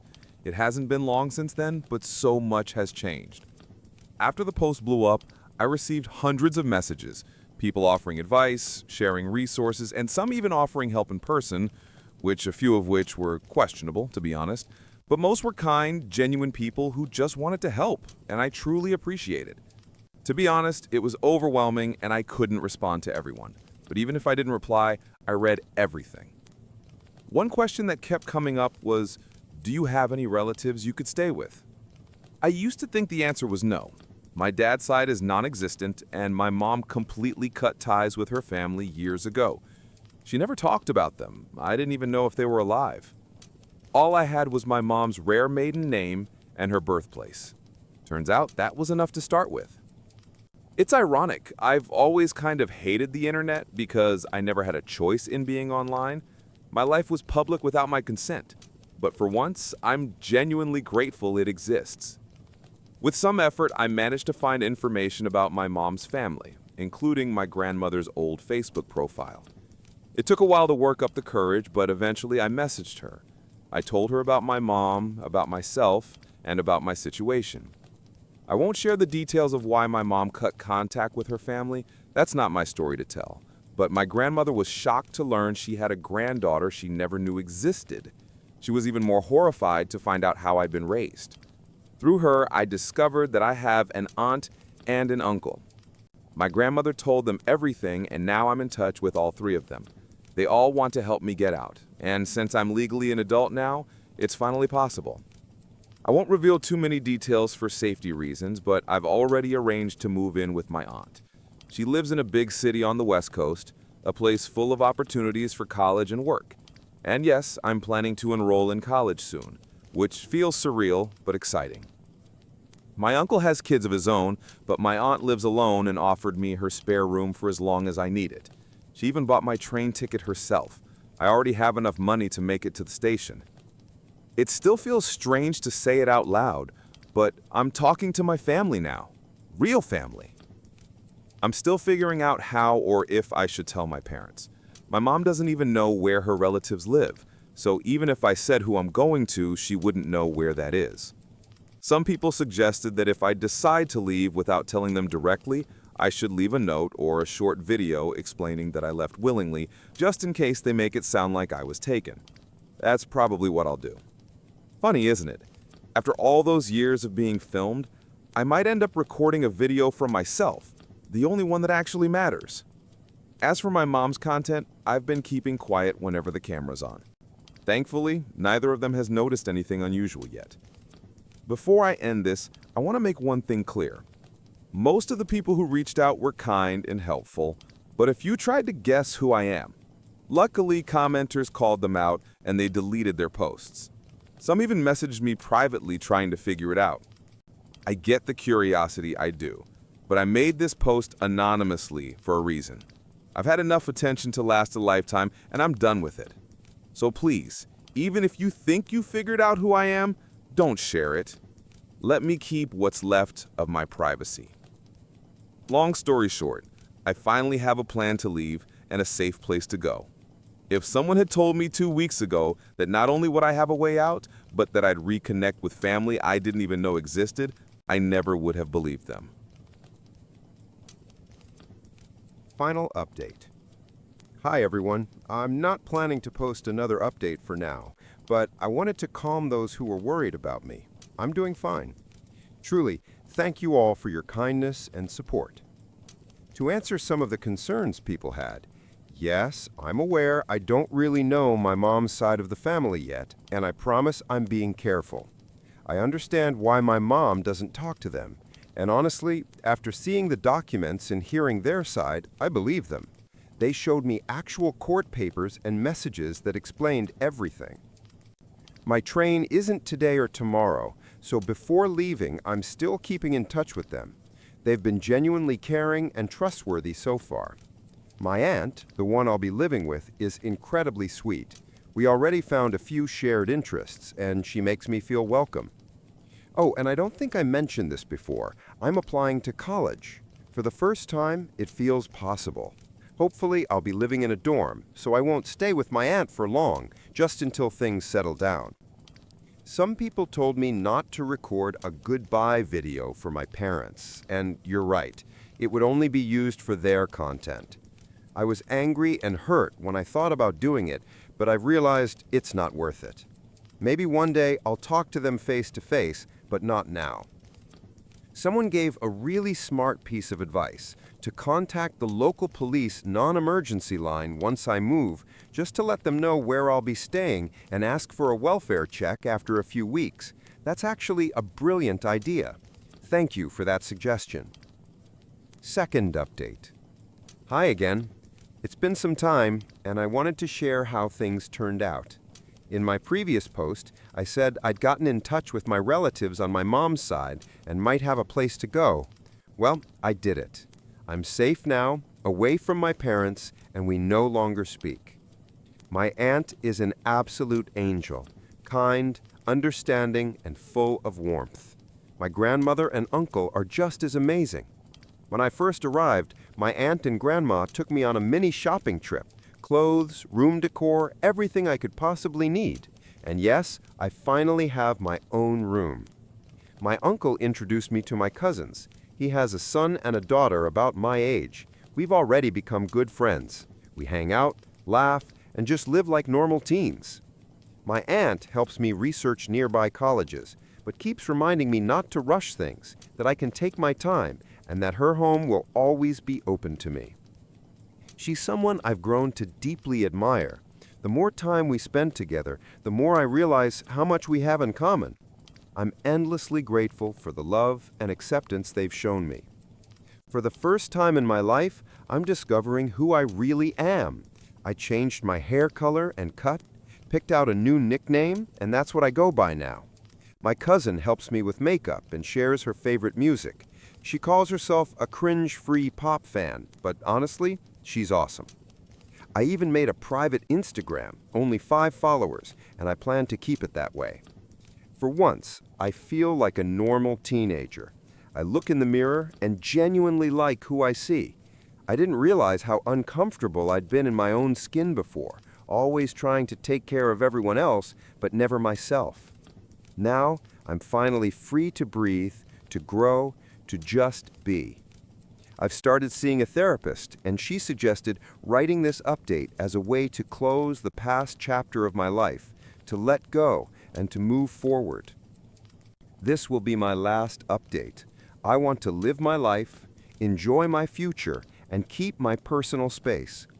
Many people asked me to share more about my childhood or everything that happened, but I'm not ready. This is my story, and I decide what to share. For the first time, I have control over who knows what about me, and I'm not giving that up. I'm truly happy now. I'm safe, I'm making plans, thinking about my future, and discovering who I am beyond the image my parents created. Thank you all for your kindness, advice, and compassion. Goodbye, and thank you for helping me get here.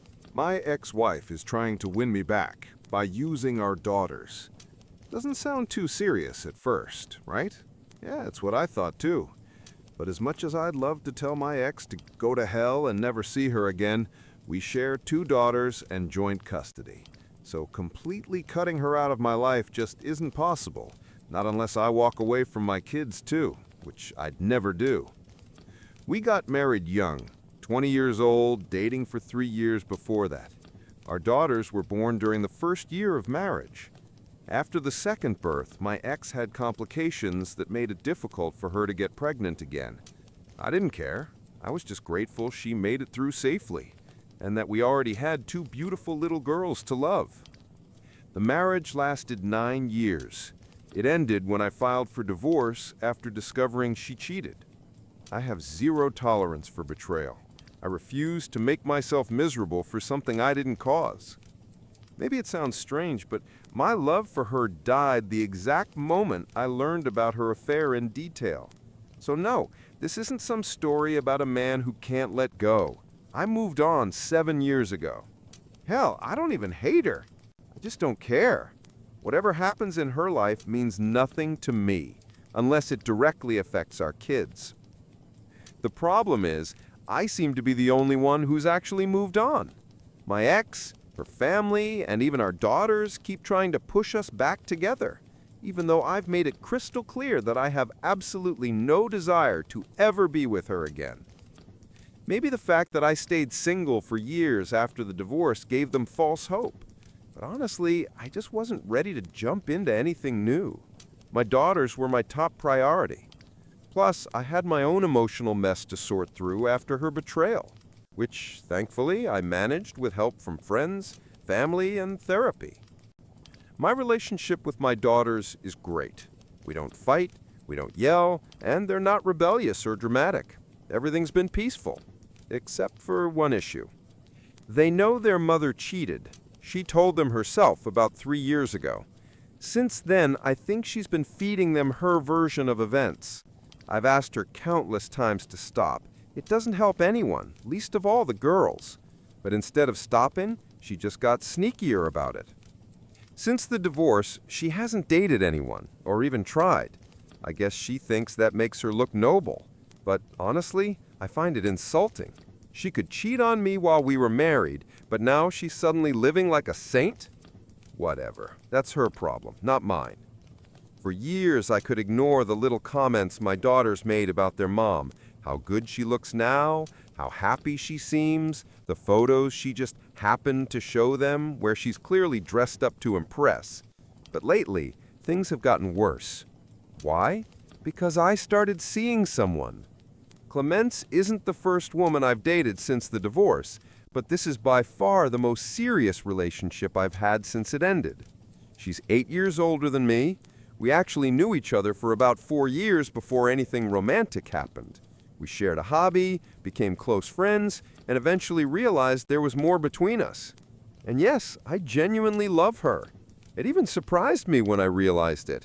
I honestly thought my ex's betrayal had broken something inside me, that I'd never be able to love again the way I once did. At first, my daughters didn't know much about Clemence. Just like my previous relationships, I kept things private. But eventually, they started coming home earlier than expected and began seeing her around. Nothing inappropriate ever happened, but soon came the sighs, the cold looks, and the questions. What is she doing here? Don't you think it's unfair to Mom? It was like they thought I was dating just to spite their mother. I sat them down for a serious talk, explained everything over and over, but it just didn't sink in. They're still clinging to some childish fantasy where their parents get back together. Clemence, thankfully, is incredibly understanding. She doesn't take it personally and keeps saying, give them time. But honestly, I'm not convinced time will fix this. It hasn't yet, so why would it now? I've run out of ideas. That's why I'm asking for advice. Is there any way, any possible approach to help my daughters finally understand that I will never get back with their mother? Sounds harmless enough, right? Well, not really. As much as I'd love to tell my ex to get lost and never see her again, we share 2 daughters and have joint custody. So, cutting her out of my life completely isn't an option, unless I'm willing to lose my kids too. We got married young, both 20, after dating for 3 years. Our twin girls were born during the first year of marriage. My ex had some complications after that, which made future pregnancies difficult. At the time, I didn't care about that at all. I was just grateful she survived everything safely, and that we already had 2 beautiful little girls we adored. Our marriage lasted 9 years. It ended when I filed for divorce after discovering she had cheated. I have zero tolerance for that kind of betrayal, and saw no reason to keep suffering for something that wasn't my fault. Some might find it strange, but every ounce of love I had for her died the moment I learned the full story of her affair. So no, this isn't some sad tale about a man who can't move on. I did, 7 years ago. Hell, I don't even hate her anymore. I just couldn't care less what happens in her life as long as it doesn't affect our daughters. The real problem is that I'm the only one who truly moved on. My ex, her family, and even our daughters keep trying to reunite us, despite me being very clear that I have zero interest in ever being with her again. Maybe the fact that I didn't date anyone for years after the divorce gave them false hope. But honestly, I wasn't about to jump into another relationship that fast, especially when I had 2 girls to raise. They were my priority. Eventually, with the help of friends, family, and therapy, I got my mental health back on track. My relationship with my daughters has always been great. No fights, no yelling, no teenage rebellion, yet they're smart, kind, and we've always been close. But there's one big problem. They know their mother cheated on me because she told them about 3 years ago. Since then, I'm pretty sure she's been feeding them a twisted version of events. I've asked her countless times to stop dragging them into our adult mess, but she doesn't listen. She hasn't dated anyone since the divorce, hasn't even slept with anyone apparently. She thinks that makes her look noble. Personally, I find it insulting. When we were married, she was sleeping with someone else, and now she suddenly can live without intimacy for 7 years? Whatever, that's her problem. For years, I brushed off the occasional mentions of her looks or the photos my daughter showed me where she clearly dressed up just to make an impression. But things changed after I started dating again. My girlfriend Clemence isn't my first relationship since the divorce, but she's definitely the most serious one. She's 8 years younger than me, and we'd known each other for 4 years before we started dating. It grew naturally, from friendship into something deeper. And honestly, I love her. I didn't expect that. I thought my ex's betrayal had broken something inside me, that I'd never be able to love again. Turns out I was wrong. At first, my daughters didn't know much about my relationship with Clemence. Then they started showing up at my house earlier than scheduled, sometimes finding her there. We were never inappropriate, just living our normal lives. But soon came the questions, what is she doing here? Or, that's not fair to mom. It's like they genuinely believe I'm seeing someone just to hurt their mother. I've had long, honest talks with them, but they just don't seem to get it. They can't let go of the fantasy that their parents might reunite someday. Thankfully, Clemence is understanding.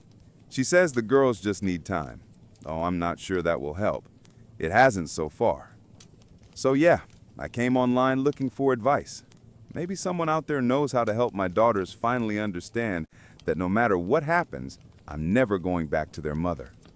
When I try explaining that you can't be faithful to someone you're no longer with, they just ignore it. I've begged my ex countless times to stop manipulating the girls and keep them out of our adult issues, but she doesn't care. At one point, I even considered going to court to get full custody, but was advised it probably backfired. The truth is, my daughters know why we divorced. They know their mother cheated. I usually don't recommend telling kids something like that, but mine are old enough now. The problem is that their understanding of the story is based entirely on her version, filled with excuses and self-pity. A year ago, I finally tried explaining my side, only to find out she had already told them years before, when they were around 13. They know what she did, but they can't comprehend it emotionally. To them, their mother has always been loving and caring. They can't imagine her cold and distant like she was during the affair. Back then, she completely shut me out, not just physically, but emotionally. She stopped doing little things, morning kisses before work, random hugs, shared jokes, all gone. I realized something was off and eventually, with a close friend's help, uncovered the truth. She had been giving all that affection to someone else. I'll never forgive that. My daughters don't understand why, and honestly, I don't want them to. No child should ever have to carry that kind of pain. So when they talk about regret, forgiveness, or getting back together, I just can't relate. Where was all that love when it mattered? Update. It's been a while since my original post. A lot has changed. My daughters actually found that post by accident. I had no idea they were even on that site. One day, I came home from work and found them both in tears. They ran to me, hugged me, and begged me to forgive them. Apparently, they'd read one of my comments and learned the full extent of their mother's affair and how deeply it hurt me back then. We went through a lot of therapy together. Honestly, I never blamed them. They were just kids, manipulated by their mother, who used their love as a weapon. After a few months of family therapy, the psychologist told us we no longer needed weekly sessions, just occasional check-ins. My daughters and I became closer than ever. Their relationship with their mom, though, took a hit, understandably. I told them not to dwell on her mistakes. I've long since made peace with what she did. That's also something we worked through in therapy. I eventually had a serious talk with my ex, made it absolutely clear that the getting back together nonsense needed to stop. Whether she listened or not, I don't know, but at least she stopped bothering the girls with it. Or maybe they've learned to tune her out. Either way, as long as my daughters are okay, I don't care what she's doing. As things settled, Clements and my daughter started bonding, really bonding. They started talking to her more, even asking her for advice on girl stuff. The first time I saw that, I nearly cried. Not long after, Clements and the girls surprised me. They organized a private dinner, just the three of us. Then Clements proposed to me. Yeah, she beat me to it. I was stunned, but happier than I had been in years. Not just because of her proposal, but because my daughters helped her plan it. We had a small, intimate ceremony with close friends and family, and now we're expecting a baby. My daughters can't wait to become big sisters, and I honestly can't wait to watch them spoil their new sibling rotten.